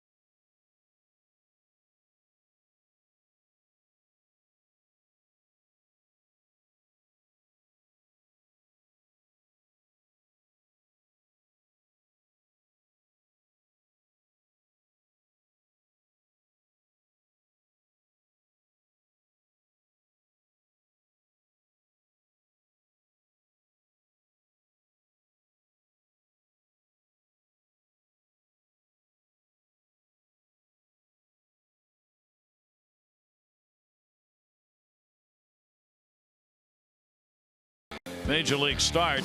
Showed some pretty good stuff. Couple of mistakes Yankees made him pay for, but he had real good movement on his pitches. Well, he has, and again, he mixed them up, and you know, he had the home run to Stanton, and that happens because you know, he is Stanton. So there are the numbers. They miss a cutoff man. That certainly helps for that third run. So a lot of strikes and quality strikes. So our Jiffy Lube pitching you a change. Regular oil changes are proven to keep your car on the road longer. Drive in today. Speaking of driving well, Mike Wright Jr. He's really been pitching well. Velocity up, command up, change up, cutters, fastball. So mission maybe not impossible as he will face Stanton here, first batter. Tough time against the Yankees in the only in one of the two outings he's had against them this year. He got touched up for a couple of earned runs, 5 total runs, but only 2 earned on 5 hits in an inning and 2/3. No record against the Yankees this year. He is 0-1 in 9 appearances lifetime. And Mike Wright Jr. will take the pitch inside, shift on Stanton. The home run, second inning, is 22nd, and he has struck out. 1-1 delivery on the way, and that'll be in the outside corner. Yeah, the velocity when he was facing the Yankees early would have been 89 to 91. That was in 97. That's the hardest of the year. Just much more comfortable, much more confident. Woo-ah. Base hit up the middle. Well, he hits the ball so hard. Of course, if you flag it down, it's an out, and if you don't, it's into center field because of the shift. Take a look. Pretty good pitch. I mean, it's 112 miles per hour, so it looks like it's catchable. But I'm not sure anybody in major leagues, and I know we have all the numbers, hits the ball more consistently as hard as he does. I mean, Judge right with him. Wow. So 4 for 6 in leadoff men on base. Frazier has struck out twice. He'll be followed by Walker. Wright with the leadoff man on. And that pitch is going to miss away for a ball. So Mike Wright with his work cut out for him now after the leadoff man gets on base. Fraser 1 for 1 off Wright Jr.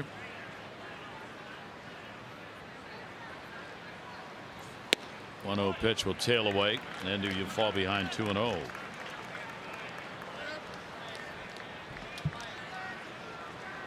Wright's last outing, he appeared in the game in Minnesota a couple of days ago. Worked an inning and a third, no runs on 2 hits in that ball game. So he's had a couple of days rest. Yeah. 8 2/3 scoreless, but this is always a test against this lineup. That will be down low. He falls behind 3-0. Part of the setup for this doubleheader, not using Wright in the last couple of games against Minnesota, knowing they were going to need an availability. Either he was going to have to start or come in, as has happened here after 5. 3-0. He's taking. It's in there. Yeah, I think make more sense because Mike has been doing a good job, and then you got Yakubonis, who's been starting a little different baseball, but you know, he comes up able to pitch 4 or 5 innings. Hopefully, and I mean you're only down by 1 run, but you would like to have had a lead and then have Wright pitch as well as he's been pitching. 3-1 delivery and a Baltimore chop. Beckham got to go to first. Not in. Got him. Close play at first base, and Aaron Boone's got the hand up saying, let me take a look at this one. Well, Frazier, I mean, there are new routine on a Baltimore chop, but man, he's going to be out. Yeah. But again, I mean, you had no chance to make a play at second, but he looked there, and that's what makes it close. So right here, I mean, gets to it. But right here, he's looking, and then that's why this play is bang bang. That and the fact that Frazier's running about as hard as he can.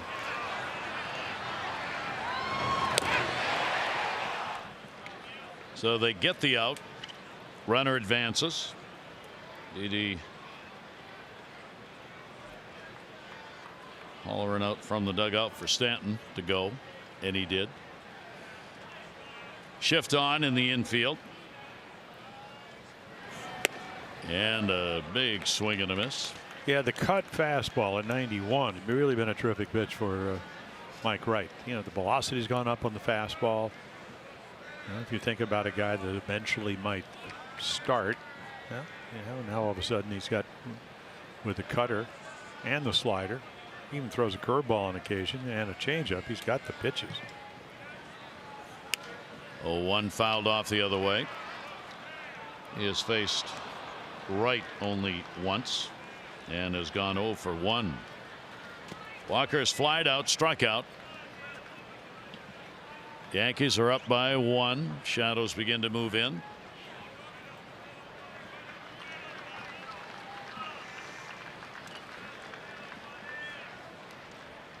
Manny Machado in the shift, keeping an eye on the runner, Giancarlo Stanton. And that's going to be a base hit center field. They're going to wave him on home. Adam Jones will pick it up. No play at the plate. And an RBI single for Walker. Stanton scores, and the Yankees get a run back 4-2. Well, that's why they keep him around, because again, he's a switch hitter. He's a veteran. I mean, he ends up getting a good pitch to hit and doesn't miss it.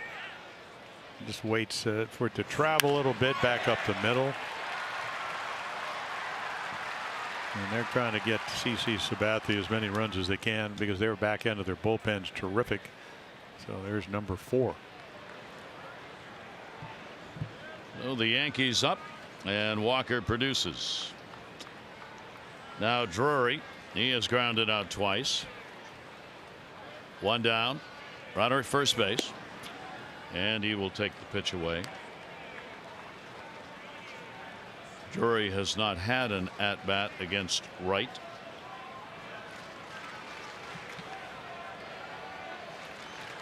RBI picked up by Walker, number 16 on the year. 1-0 delivery. That'll be in there at the knees.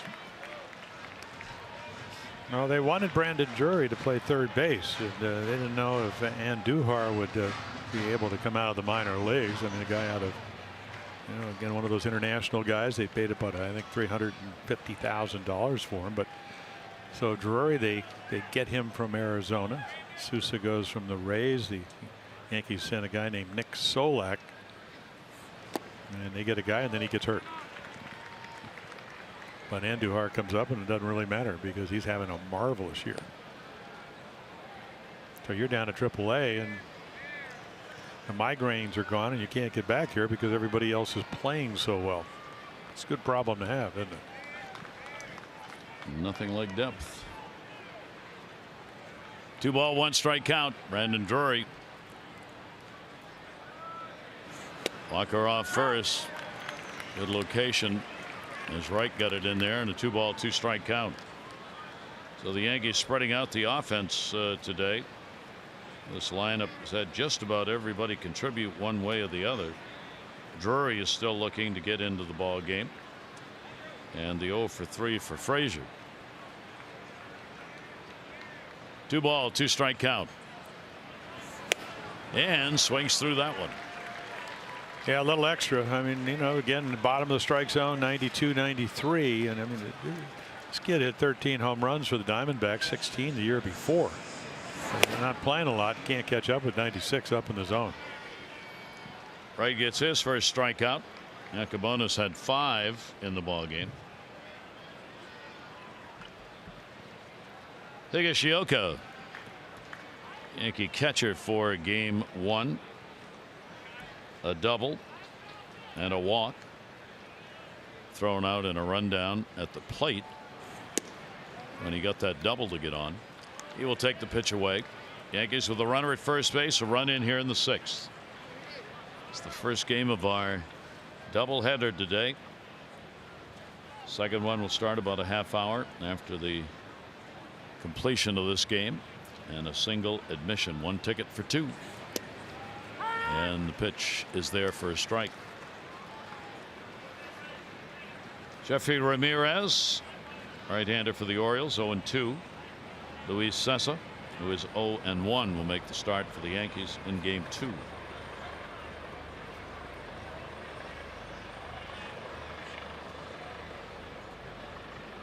Wright's 1-1, delivery on the way, and got him to go upstairs at 92. Right with a 1 ball, 2 strike count.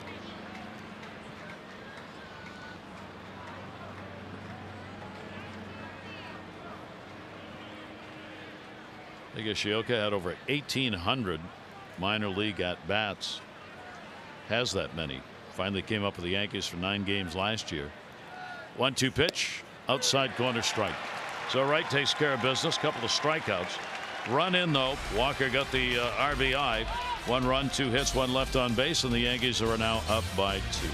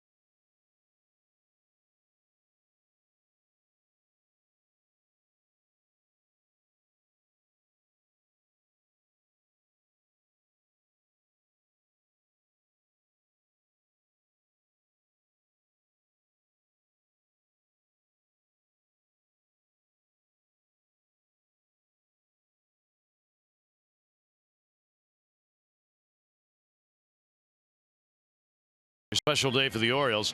We started 55. The Chicago newspaperman, his name was Arch Ward, was the originator of the concept for the All-Star game. He died on this date at age 58. He was leaving to cover his 22nd midseason classic. And on this date in 59, two 20-year-old baby birds came up. Milt Pappas and Jerry Walker shut out the Senators 8-0 and 5-0. And Brooks Robinson got called up to the Orioles from the minors. And there he is in Legends Park. Brooksy on the day that he joined the Orioles and never went back. Trumbo up. We'll take it down low for a ball. Yeah, the baby birds. Jerry Walker, Milt Pappas, traded for Frank Robinson in 1966, or at least the winner of 66. And both got shutouts. Swing and a miss. Sabathia surrendered the home run to Trumbo, 12th. Fourth inning, 1 on. So he'll go softer. Fastball that he didn't get in, headed down the left field line. There it is again. Wiggle the fingers, see if it's another changeup. And Came inside again. Yeah.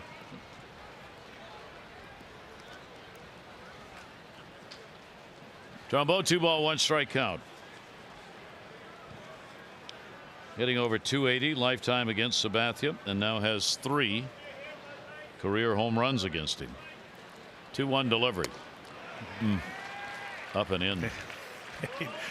I'll tell you, that's the grimace. You make a face because you didn't want to swing at it. It's a cutter end under his hands.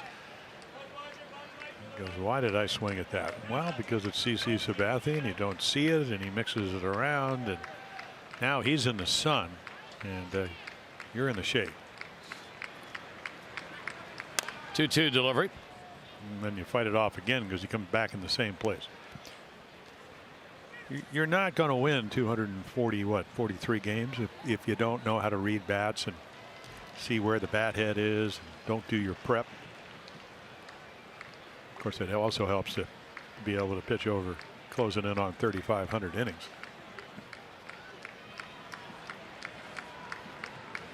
(2-2) bites the dust. So the count goes full, 3-2. CC's done a lot of that today as he works around hitters. 5th time he's had a 3-2 count on an Oriole batter, so that's what has in part driven up that pitch count. He's trying to work his way through 6. Both teams want to preserve as much as they can of the bullpen, and he walked him, and that wasn't even close. Yeah. It's almost like Higashioka. He goes up and in, and it's almost like he didn't want to go there. So he ends up coming out of his windup and walking. So the Orioles lead off walk. The Orioles, along with race ambassadors Chris and Jill Davis, are proud to once again host the 9th annual Casey Cares 5K run walk to raise funds to help critically ill children and their family members throughout the Mid-Atlantic region. The event's going to take place at Oriole Park. It'll be coming up on Saturday. To register or for more information, go to Orioles.com/Casey Cares. Jonathan Scope, base hit, and he is lined out. Yeah, Jonathan Holden. Yeah. Another one of their guys, and 2 runs in 32 innings. They have the second best bullpen in the American League. Scope with a runner at first. Orioles down by 2 now. Sabathia, the look over, and that one is going to miss inside. Jonathan, over the last week, showing some greater patience at the plate than he has much of the year. He's now got a 7-game hit streak, and he's hit over 400 during the streak, 11 for 26. Yeah, we saw a couple home runs on Friday night, 2 in 1 game. Down to 3rd foul. And I am sure CC Sabathia knows that he is one of the Orioles' hottest hitters. Jonathan came in just a .207 average against CC and a 1 career home run against him.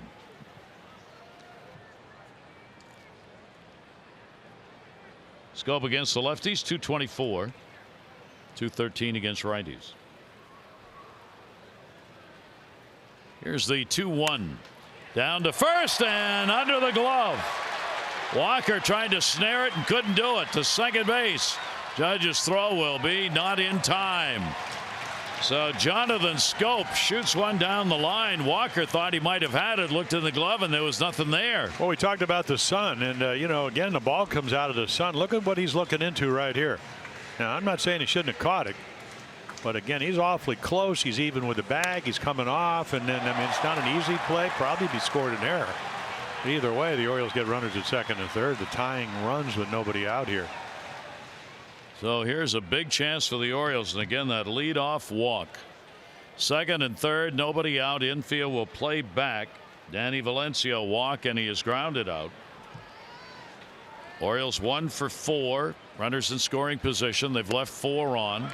Haas speed delivery way down to 80 on that one. And Danny goes after it. So what a chance for the Orioles right here.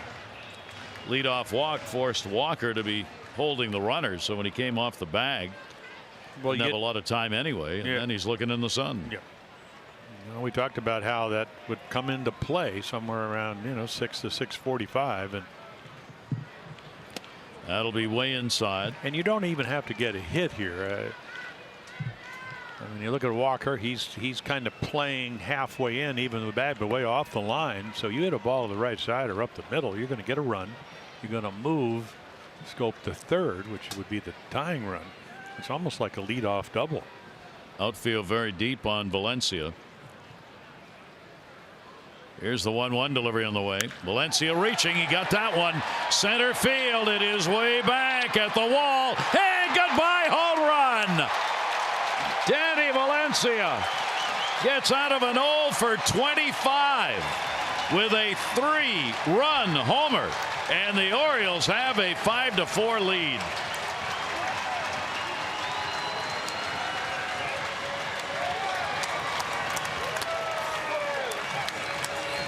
Well, there you go. 9th home run of the year, and he's been scuffling. That's going to get Aaron Boone out of the dugout. But I tell you what, one hanging slider, 102 miles per hour. And again, he hits it to dead center, farthest place right here. So he's trying to hit the outside corner, and he just backspins it. And right about here, I think he knows I hit that ball pretty well. And Aaron Hicks is going to run out of room. And the Orioles go from a 4-2 deficit to a 1-run lead, 5-4. Danny Valencia's 9th home run, 26 RBIs. Sabathia out of the ball game, and Laurie Koss, our Marin Lottery contestant, $500.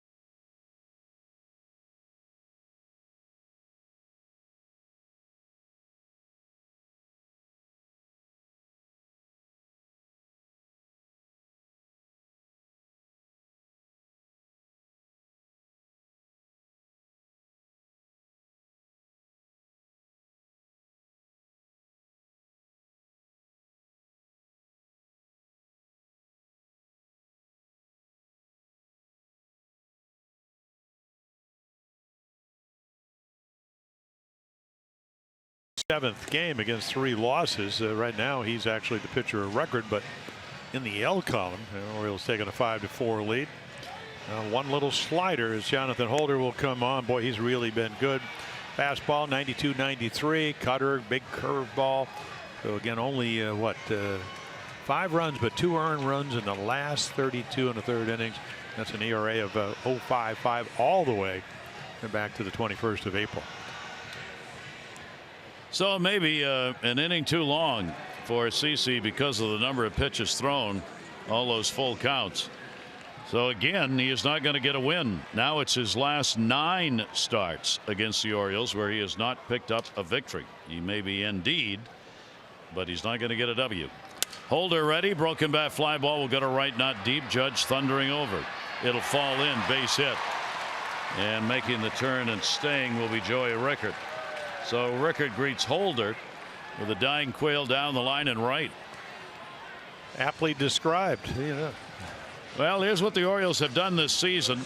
Runs scored, 1-run ball games, 1 in 15, 2. They've only won 2 with 3 runs, 4 and 14, and 4+ runs. They finally get above 500, 17 and 16. That's still 14th in the American League in wins, but magic number for them is still 4, and Danny Valencia's given them a shot as they've hit 5. So here is Trey Mancini. Holder's pitch is fouled back. A couple of home runs off CC Sabathia. Turning points in this ball game for the Orioles. He'd been keeping the home run numbers down pretty well over the last few games. He gave up 1 to Atlanta in the last ball game, but had not given up a home run in the previous 5. Runner will stay at first here.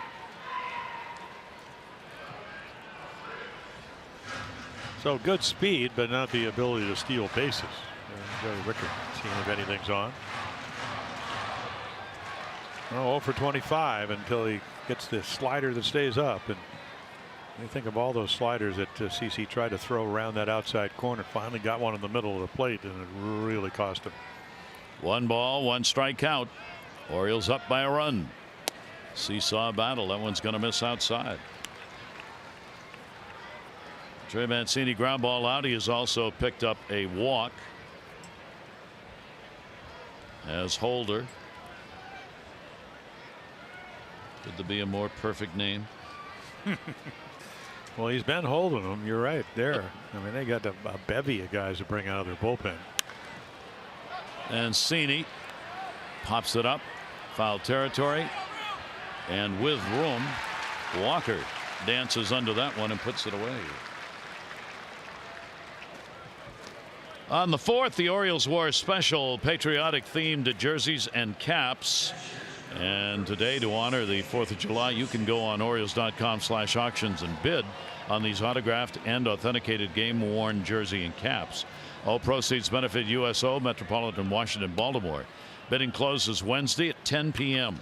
Go to Orioles.com/auction today.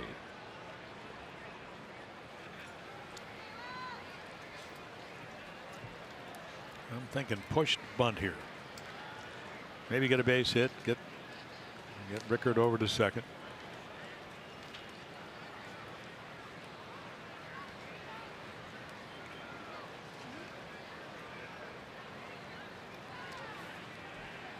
Caleb with a double and a ground ball out. Well, they've been swinging a pretty good bat of late. 3-hit day in Minnesota. Long throw over. Not a big lead. Yeah, totally different hitter when he gets to Camden Yards. I mean, come into this game at 260 and on the road at 134. His home run, Camden Yards. Holder, a little cat and mouse going on over there with Joey Rickard. Rickard not running, and the pitch will miss outside. So he falls behind on Caleb, taking a look down to third base. Bobby Dickerson, see whether or not that bunt might indeed be on here. Yeah, I wouldn't. I mean, if I was going to bunt, I'd try to bunt for a base hit. It can be multifaceted as far as getting a guy over and maybe getting on. Here's the 0-1 delivery. That's on the outside corner. Holder has lost a game to the Orioles this year in the 2 appearances he's had against them. 2 2/3 innings, 3 runs, 3 hits against the Orioles. CC waiting to see what becomes of this inning. 1 ball, 1 strike count.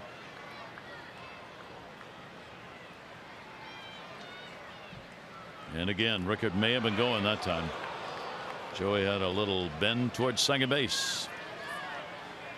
And by holding, you can see the lean, and then he gets back because he's quick. He's trying to time Jonathan Holder, and by holding the ball, it makes it more difficult to do that. He's got a pretty big lead, that right foot out there by the cut. A long at bat here for Caleb, waiting for pitches. 1-1 delivery on the way, and that is going to miss inside. Rickard stayed put. So now, precious pitches in a ball game where both clubs have had a lead in the game. 2 ball, 1 strike count.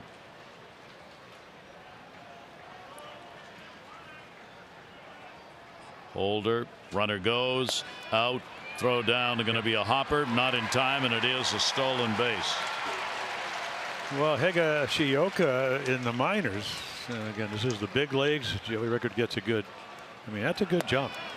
Looking into the sun, so probably didn't see anything, but the throw's off. He threw out 30% of the guys that tried to steal in the minor leagues, but rushes that throw, pulls it, and the Orioles have a chance to score another run here. So number 1 for Joey Rickard. He was 8 for 9 in 2017 and now picks one up. It can give the Orioles a chance to increase that lead. Caleb Joseph's got a 3-1 count. Caleb will swing through a heater that's on the outside part of the plate.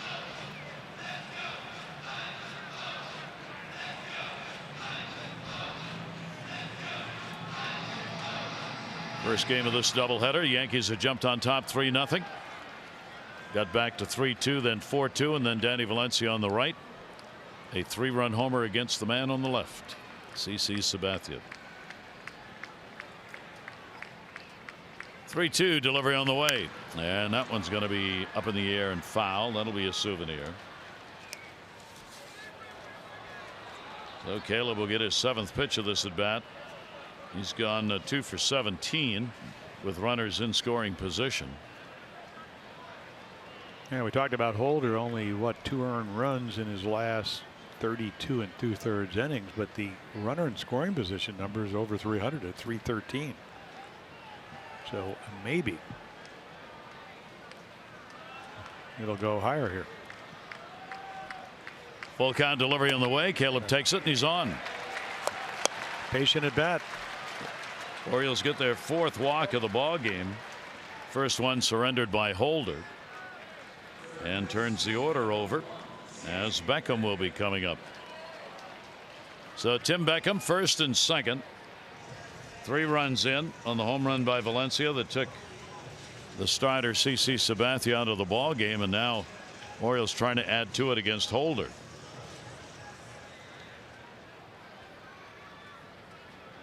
Holder in 12 previous games against the Orioles has a 2.57 ERA. 4 runs, 11 hits. The O's looking to increase those numbers as well. Runners off 1st and 2nd. Breaking ball down low. Yeah, he can make some pitches. You know, Caleb's taking that 3-2 breaking ball. If you chase it, it's an out. So Larry Rothschild saying, boy, not the same guys that maybe swing at a lot more pitches out of the zone.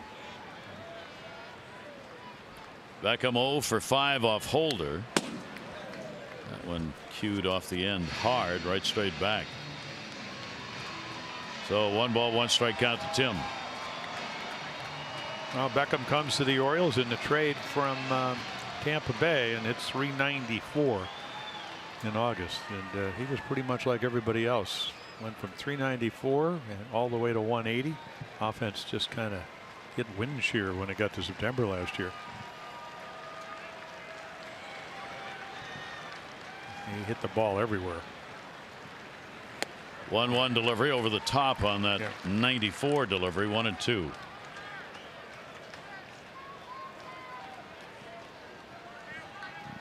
So Holder came on in a clean situation. Valencia had cleared the bases with a home run. But Rickard greeted him with a base hit, stole second. Then he surrenders the 1-0 walk to Joseph.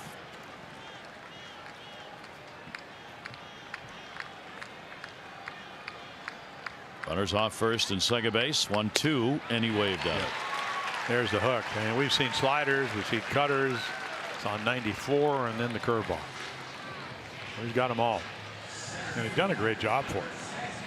I mean, you got Adam Warren out there, you got Dave Robertson, you got the Tonsays, and there's the curveball. You can see just kind of a wave right on the corner.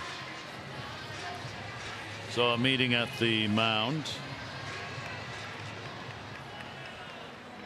Higashioka goes out.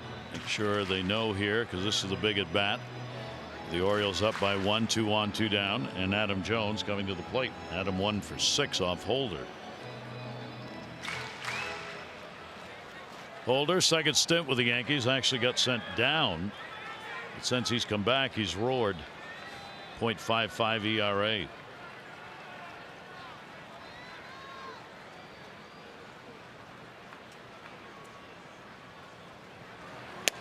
And that will be swung on and missed. Well, you can see why. I mean, that ball right. I mean on the corner. If you look at home plate, and was it John Masheri, the late National League umpire, used to take out his little pen and kind of carve that little black edge right around the plate before the game would start, because there is a black edge around home plate. And that's why the term, when you're living on the black, that means you're not in the middle of the plate, you're right on the corners. 1-2 delivery on the way. Adam going after one upstairs, which is where the ball ends up. So Holder gets an 0-2 count on Adam Jones. Well, you're late on the fastball. You're just hoping he makes a mistake with the curveball. Threw a good one for the strikeout to Beckham. He was up, what, 4 times last year, up and back. This year, totally different pitcher. Actually started a game at AAA. So 2 strikes, 2 down. Rickard's on at second base. Joseph's on at first. 0-2 delivery. That'll miss away. Orioles did do Sabathia what has not been done for a while. It's the first time Sabathia's allowed more than 3 earned runs since May 23. That was against Texas. He got 3 of the 5 on his 1 swing of the bat. Coming into this, Sabathia had a 2.47 ERA in the last 7.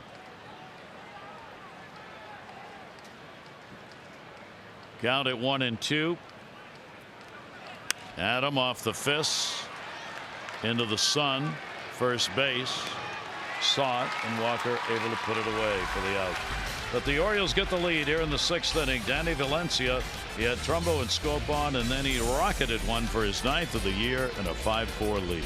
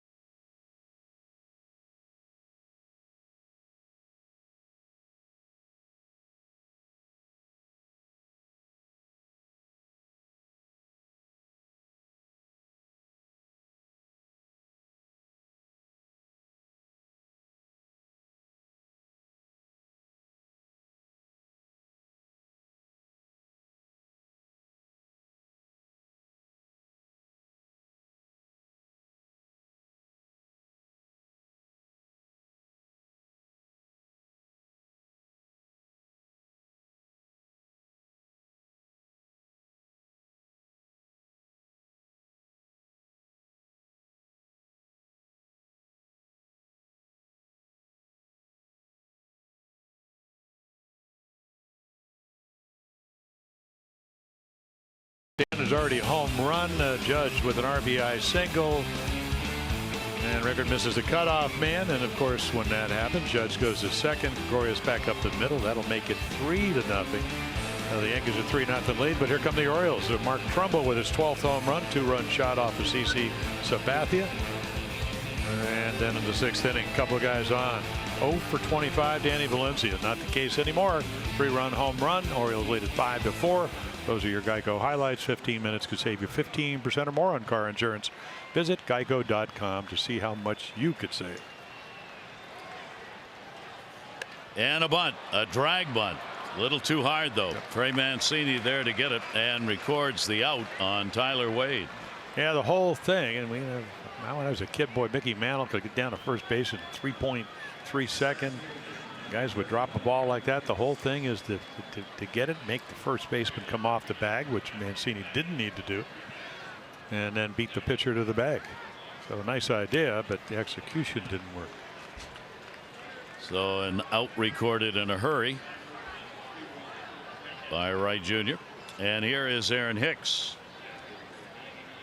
Hicks, a base hit, is hit into a double play, and he is grounded out, hitting in the leadoff spot. Switch hitter now against Wright, who becomes the pitcher of record for the Orioles. 0-1 delivery on the way. Wow. Yep. Big cut, and that hurt. Yeah, slider right off the foot.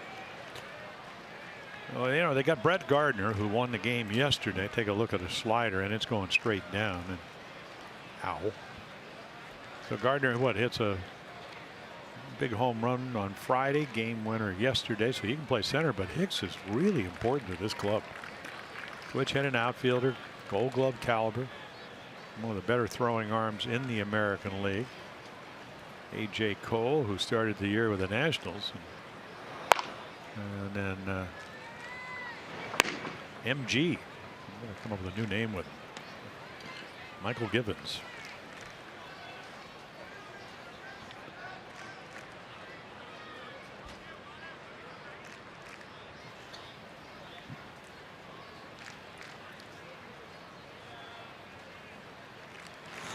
Oh, wow. 2 is just tipped off the mitt, foul. Yeah, Mike Wright goes, didn't want to throw it there. Very hittable 0-2 pitch. Look where the glove is. Look where the ball is. Just up enough where he can't get to it.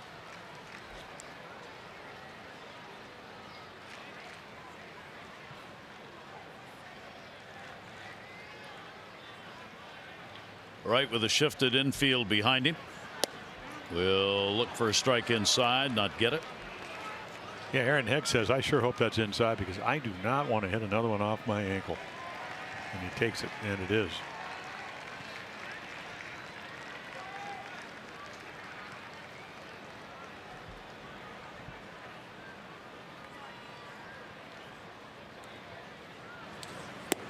Really pumped away, and that one's going to miss inside. Yeah, I think he's lucky because he really, you could see the change up in his windup before that changeup. Slowed it down, totally got out of rhythm. Yeah, it looks like he doesn't know what to do here as soon as he got the 2 strikes. Outside corner, maybe. 2-2, and he got him. Yep. Wright gets his 3rd strikeout, and Hicks is retired, 2nd out here in the 7th inning. Well, Caleb Judson says, I know what we need to do. We need to do exactly this. Right on the corner. Look at Tom Payne's eyes looking right over the shoulder at this fastball. And once again, literally the outside, couple of inches. So Aaron Judge stands in with 2 down and nobody on. RBI single in the 3rd inning. He is struck out and flied out. Infield moves around for him as well. Orioles up by a run in this ball game. They trailed early. So the Yankees got the first 3. Orioles made it 3-2. Then it was 4-2, and then the Valencia home run. The Orioles lead it by 1. That's one Judge wanted back. Fouled it off the other way. 1 ball, 1 strike count. Number 2 hitter came in 3 for 3 off Yacobonis today. Ended up with a 1 for 2 today. 1-1 delivery on the way. Didn't miss by much. No.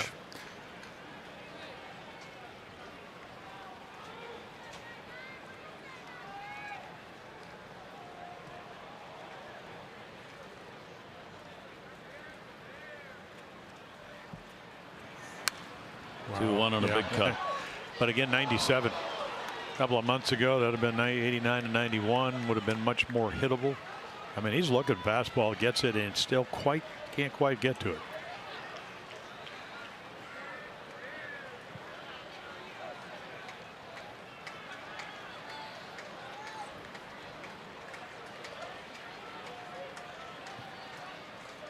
Two delivery to him, and Judge is going to get down swinging. So Wright continues effective. Retires the side in order. Couple of strikeouts here. 7th inning stretch time with the Orioles up by 1.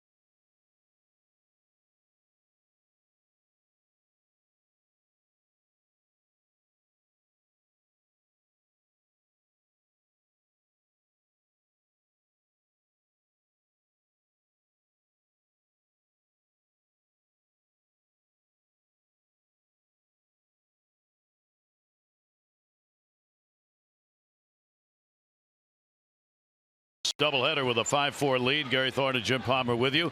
Starting 2 rookies in the ball game. Yacobonis got the start in this one. Not bad. No, I actually pitched pretty well. I mean, he missed the cutoff guy, so that was an extra run. Gave up a home run to Stanton. Everybody does that. He hit 59 of them last year. Kept him in the game. Didn't have the big inning. And the Orioles so far have gotten some hits that we haven't been getting. It's so refreshing. And what is the meaning of this game? Hey, Yankees need to win this game. You come to Baltimore, I don't think they assume they're going to win, but they expect to win if they do certain things. The 3-run home run by Valencia broke the 0 for 25. That was a little unexpected because Sabathia has been great. Yep, and the Yankees trailing Red Sox by 2. All division games are two-way games, and that's why you come in here in a doubleheader. The Orioles would love to be a big-time spoiler. It's doubleheader, and so far in this one, but there's good ways to go. It'll be foul back, and Cole pitching. A.J. Cole started the year with the Nationals and did not have a lot of luck. He was actually designated for assignment. He had 4 games, 2 starts, 15 runs, and 10 1/3 innings. So the ERA over 10 runs a game. The Yankees swooped down, and for the Yankees, the numbers are pretty good. Big, tall kid, 6'5". There's a little, I guess, slurve or changeup. But you saw 94, and when you pitch in the Yankee bullpen, you know what the expectations are. You need to pitch well.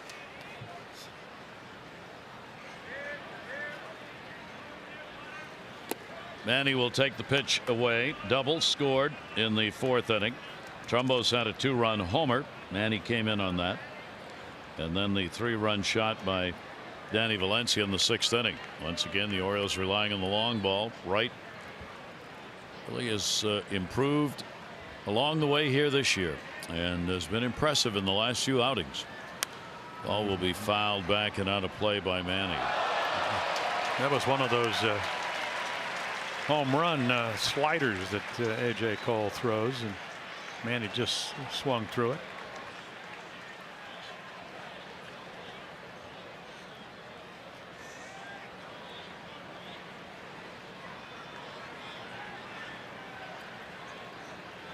One-two delivery, and Cole will get him on a pitch down and away. Yeah, there's that slider again, and I don't think Manny. I'm just wondering if he might have thought it was low, and it was close to being low. Payne didn't think so. It could have been called low, or because it was right over the middle of the plate. He's probably thinking, boy, I should have swung at that. But I think I don't think he was fooled by it. I think he just thought it might be under the zone, and it wasn't.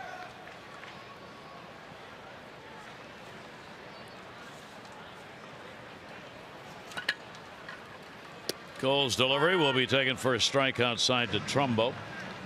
12th home run, good for the 2 RBIs coming in the 4th inning. He's drawn a walk and scored in that 6th inning, a big leadoff walk that set the stage for the Danny Valencia home run.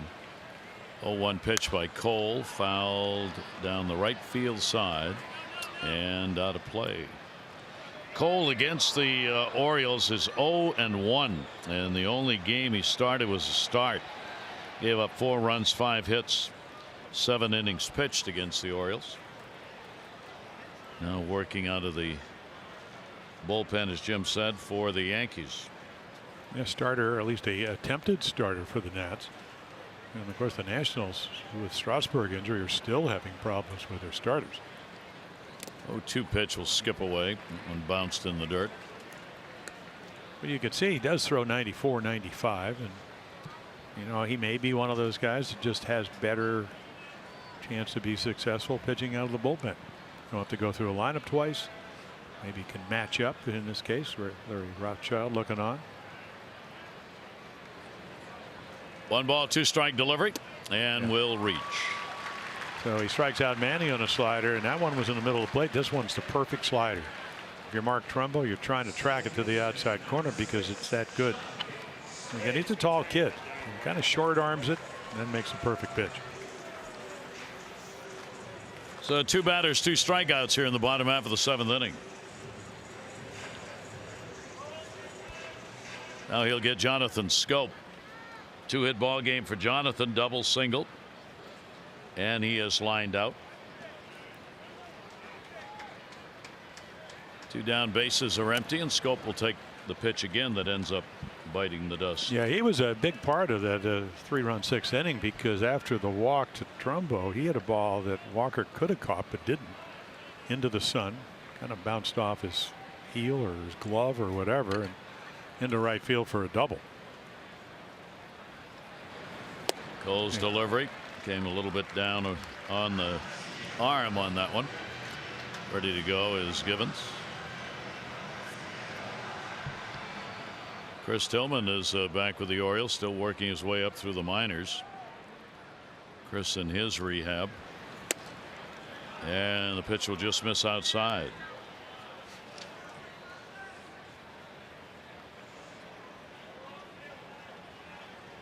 Jonathan now with 17 multi-hit ball games, 15 in which he has had 2 hits, and add another one.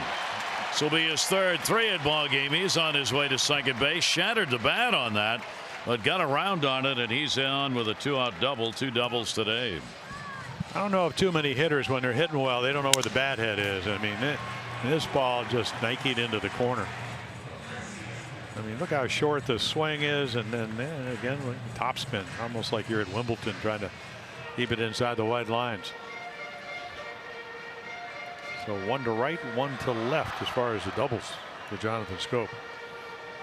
So a chance for a big 2-out RBI right here. Danny Valencia has already provided 3 of them. Also a walk and a ground ball out.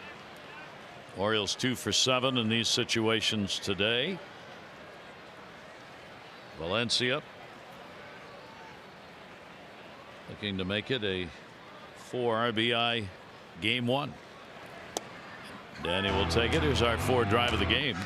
Yeah, just a slider, and it just keeps going, belts it about 415 feet. Orioles down by 4-2 with one swing. Took a 5-4 lead.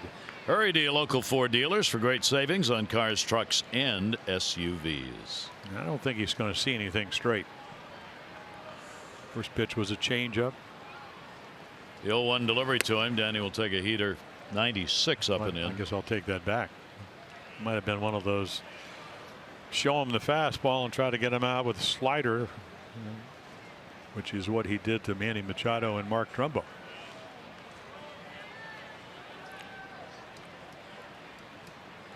Jonathan checking around. They are trying to hold his lead. Wade moving in at second base.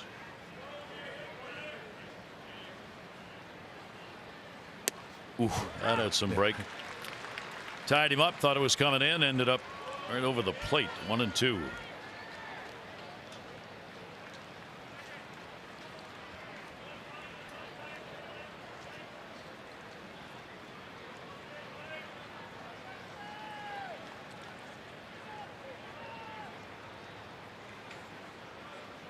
Little bigger lead at second for Jonathan.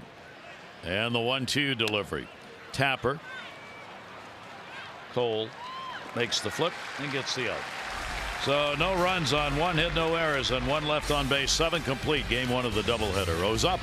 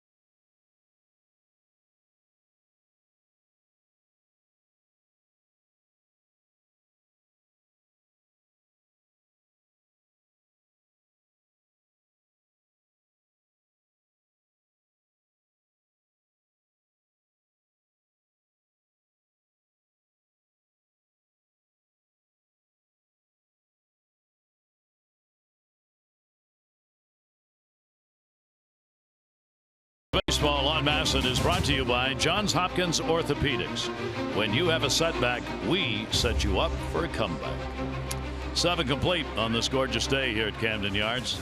Real good crowd on hand. First game of our doubleheader.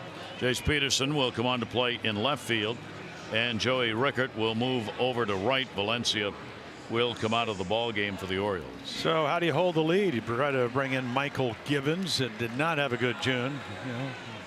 0-5 that month, but again, fastball, slider, changeup guy. You're going to see the lefties hit him better than the righties. Certainly capable when he has his control getting anybody out. You can see Ryder's only hitting 230, and he keeps the ball in the ballpark. So Givens ready here in the 8th, and we'll start it out with a strike. Didi Gregorius leading it off. 3, 4, 5 in the order. Stanton and Frazier. Gregorius an RBI base hit. 3rd.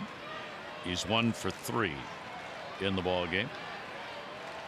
Michael Givens, 4th appearance against the Yankees this year. He's given up 3 runs, 5 hits, 3 2/3 innings, 3 walks, 5 strikeouts against the Yankees this year. Does not have a record against them this season.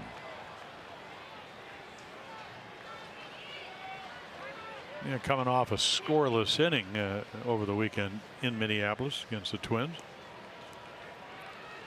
Trying to pick the pace back up. He's given up 8 runs, 7 of them earned in the last 6 appearances. 0-2 the count.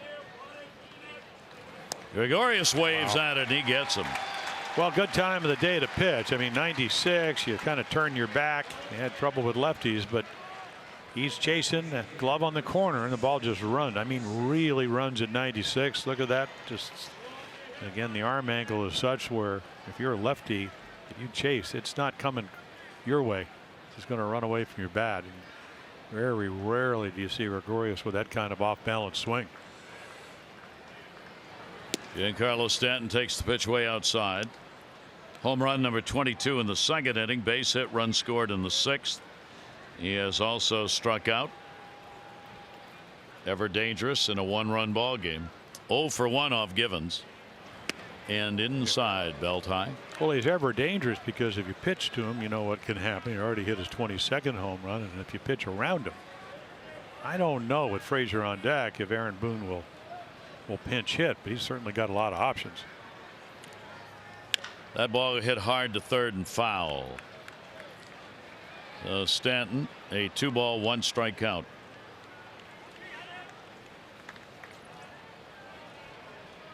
Orioles playing the Yankees tough here. They're 3-3 on the year against them, and have the 1-run lead in this one. That ball pulled his hands in, popped it up. Second base. Scopes right there, and there are 2 down. Well, it's a whole new ball game with RBI Baseball 18. RBI Baseball 18 delivers an all-new franchise mode and much more.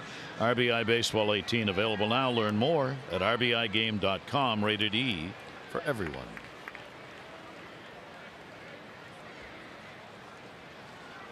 And that will bring Clint Frazier to the plate. Frazier an 0 for 3 and a strike. Wright Jr. a run, 2 hits, 2 innings, no walks, and 4 strikeouts.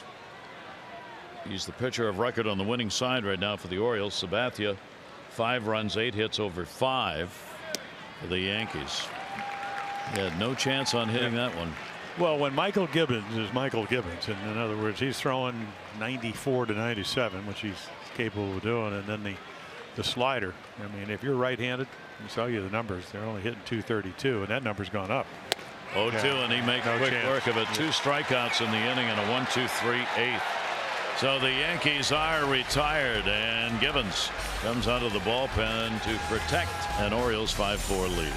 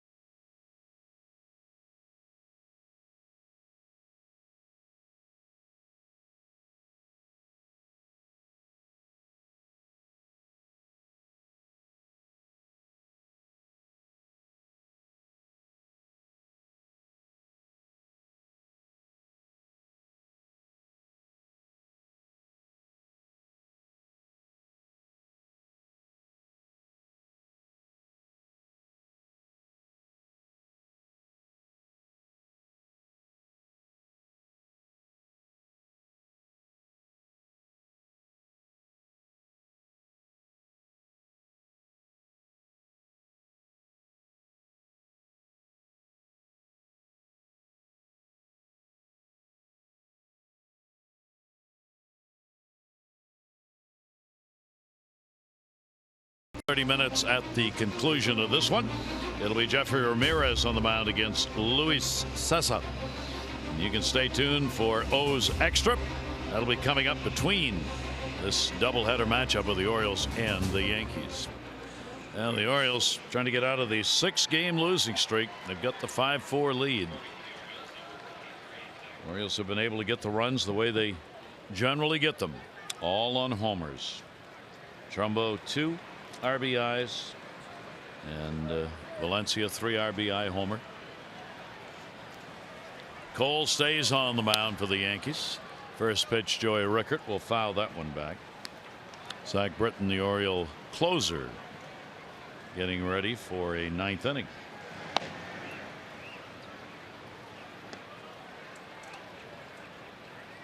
Well, Gibbons on the right and Valencia on the left with a 3-run home run. I mean, Gibbons, he just got an idea of what he's capable of doing. I mean, electric stuff. And then, of course, they give him the lead because of the 415-foot home run by Valencia off of Sabathia. 1-1 delivery on the way, and that ball hit in the air to the corner and left. It'll be played on a hop. Turn will be made. He'll stay. As the recovery by Fraser, ball that almost got away, and Rickert's on. He's got a couple of hits. This copyrighted telecast presented by authority of the Orioles may not be reproduced or retransmitted in any form, and the accounts and descriptions of this game may not be disseminated without the express written consent of the Orioles. Oh, it's going. What losing streak? It's a tough dance anyway, but trying to do it with your glove and a hat, and it's not easy, but he did it. Do the floss. Okay. Leadoff man on for the Orioles, and a strike on the inside corner. It's one of your famous phrases nowadays. What's that? Anytime a kid's dancing, do the floss. Well, that's what it is. Well, it is. It's great. Great dance. Do the hustle. Well, that's no. Do the floss. Let's not date ourselves even more than. Well, I don't have to worry about. I think carbon date. They carbon date me every day. Carbon date. Throw over. Let's see what that. How old is that fossil that just came to the gym? Give him a magnetic resonating test here. Is it still breathing?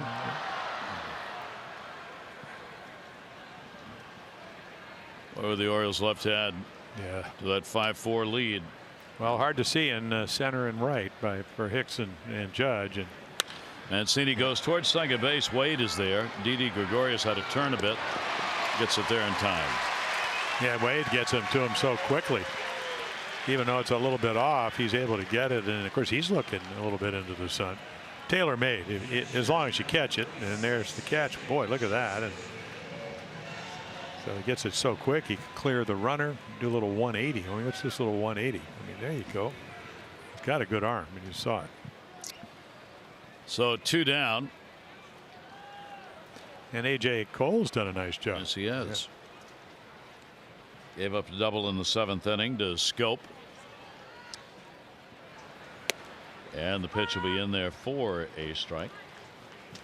Caleb Joseph, 2 down, nobody on, 8th inning. Looking ahead to the 9th for the Yankees. Walker, Drury, Higashioka due up. Big bench still available for the Yankees as they have split the starts up for the doubleheader, getting everybody into the ball games. Well, I suppose you could see Andujar, who's got, he's got some power. He might see him pinch hit. That'll be out of play.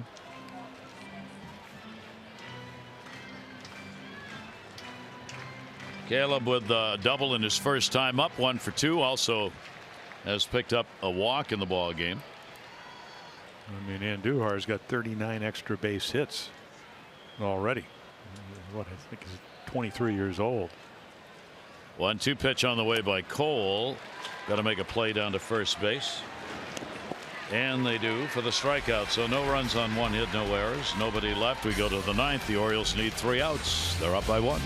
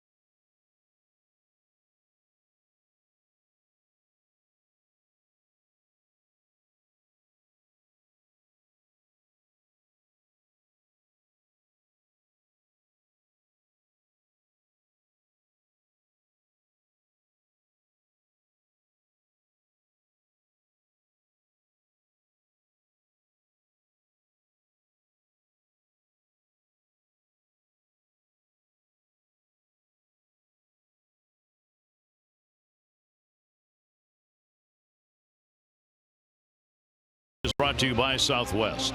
Low fares with nothing to hide. That's transparency. All right, buckle them up, sports fans, because here we go. It's the ninth inning, and the Orioles have a 5-4 lead. Yeah, the Orioles would like to win this game, and the Yankees need to win it. And, you know, Zach Britton, you can see it's been a little bit of a struggle coming back from the Achilles operation in almost the third week of December. So he's worked his way. We saw good velocity in Minnesota, got up to 97.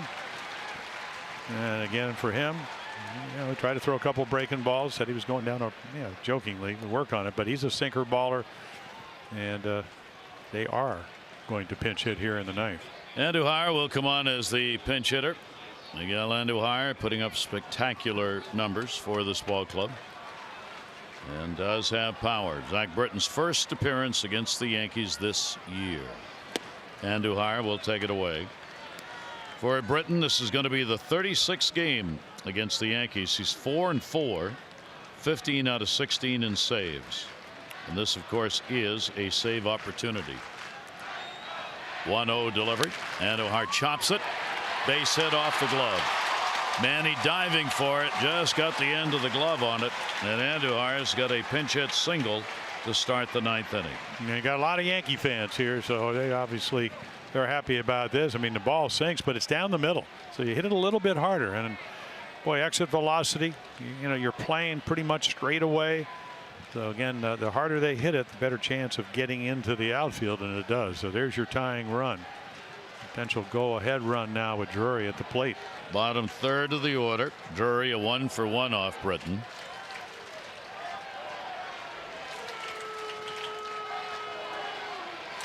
This has been a offensive game. Once the bats started going, both teams have had a lead. Britton's delivery, that'll be taken for a strike. Yeah, he really doesn't want to pitch there, but it's nice to be able to at 96 get that high strike and then hope you get the ground ball at somebody. I mean, that's, you know, even when he went 44 for 47 for 47 year before last, there'd still be some base hits, but mostly on the ground. Drury waiting on it. 0-1. Andujar off first base, and wild swing. He didn't touch it. The runner's going to go to second. He did not foul the ball off, said the home plate umpire, so the potential tying run is now at second base.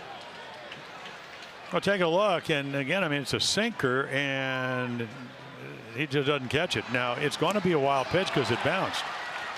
Well, that's one that Caleb would say, I needed to try to get in front, meant to get in front, couldn't get in front. So there's your tying run. So the Yankees get a real shot at it. Yankees 4 for 7 with runners in scoring position today. And Drury with an 0-2 count. So Britton wants a K right here. And that's will not be it. Fouled it off. Just got a piece. So Drury stays alive 0-2. Yeah, Orioles have out hit them in the ball game 10-9 and have the 5-4 lead. I don't think he would have helped him pick it up if he had swung and missed it. No. Good speed at second base in Andujar. Now a little bit of power at home plate. 13 home runs last year, 16 the year before. 0-2 delivery, ground ball up the middle, played by Scope, and held the bag to get the out.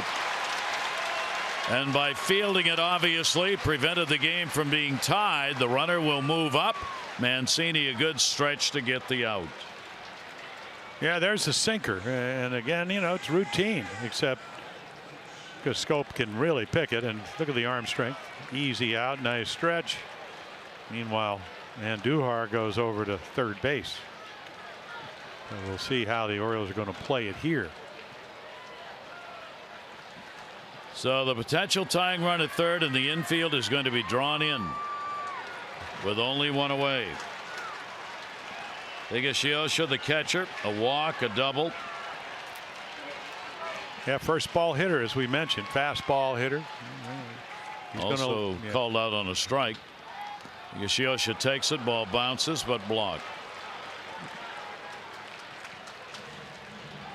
He is looking for his first hit since being called up with a runner in scoring position. He's 0 for 4.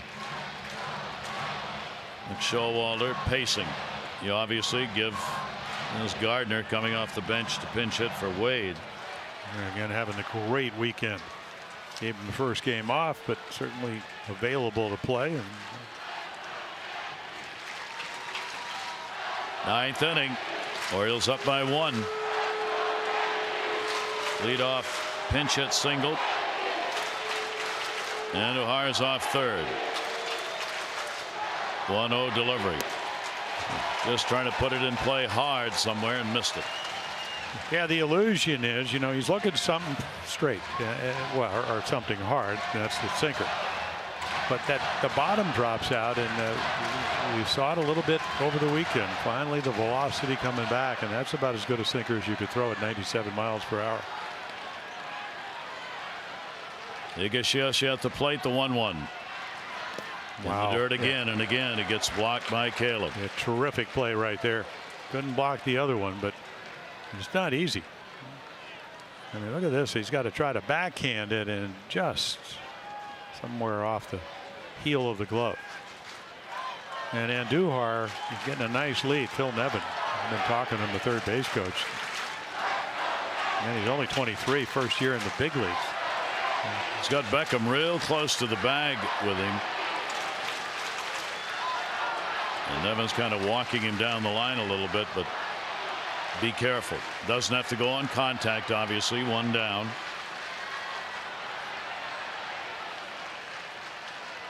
Two ball, 1 strike delivery on the way. Higashioka takes it away. 3-1. Yeah, you got Gardner. Brett Gardner comes out on deck, 3 for 13, and he's, of course, if you end up walking him, the infield will, I would imagine, go back, maybe double play, even though Gardner's got great speed. Hard to double up. Andujar with the lead, 3-1. Oof, almost picked off Phil Nevin, the third base coach. That time hit it hard, but foul. Well, he's trying to kind of orchestrate what's going on with his young third baseman, and again, just able to dodge out of the way right there. Niftily done.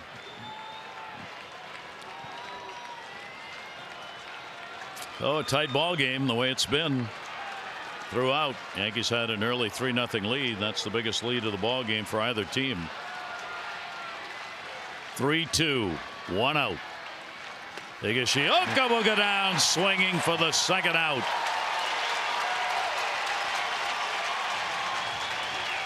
Now Zach Britton, potential free agent, and everyone's an audition, and the scouts are looking for exactly what you saw. 3-2. He knows it's coming. Very rarely throws a breaking ball, and again the illusion is going to stay up in the zone. It goes straight down with good velocity at 95. So Gardner, who we expect to see start game 2, will pinch hit with the 3 for 13 off Zach Britton. 2 down and a runner on at third base. So the veteran give a shot at it here. He's only had 1 at bat as a pinch hitter this year, gone 0 for 1. But Gardner, ever dangerous and always a very tough hitter to get out. 6 home runs, 25 RBIs, 12 doubles for him. Gardner hitting at .253. Again, the game winner yesterday. I mean, he is the go-ahead run, but he would have to hit a home run to represent that. And 2 down, runner off third, and Andujar, the bunt shown. Beckham comes charging in. Pitch is taken for a ball. The infield is back. So 13 at bats, 3 hits. Zach Britton. Again, 96 that just dive bombs. Nevin talking to his runner again at third. Beckham moves in even with the bag. 1-0. Gardner takes it. It's that close. Got the right shoulder of the umpire twitching. 2-0. You take a look right here, and it's kind of right where that slider to Manny was, right around the knees, probably a little low. You can see the Great finish. First game of this doubleheader. Orioles trying to hang on for a 1-run win. 2-0 delivery. Gardner down to first, and the Orioles win it. Ground ball out by Gardner. Mancini handles it. No runs, 1 hit, no errors, and a runner left at third base. And the Orioles get out of a 6-game losing streak. They win this one by a score of 5-4, the first game of the doubleheader. And they earned this one. 1-run wins. They are now 6-15.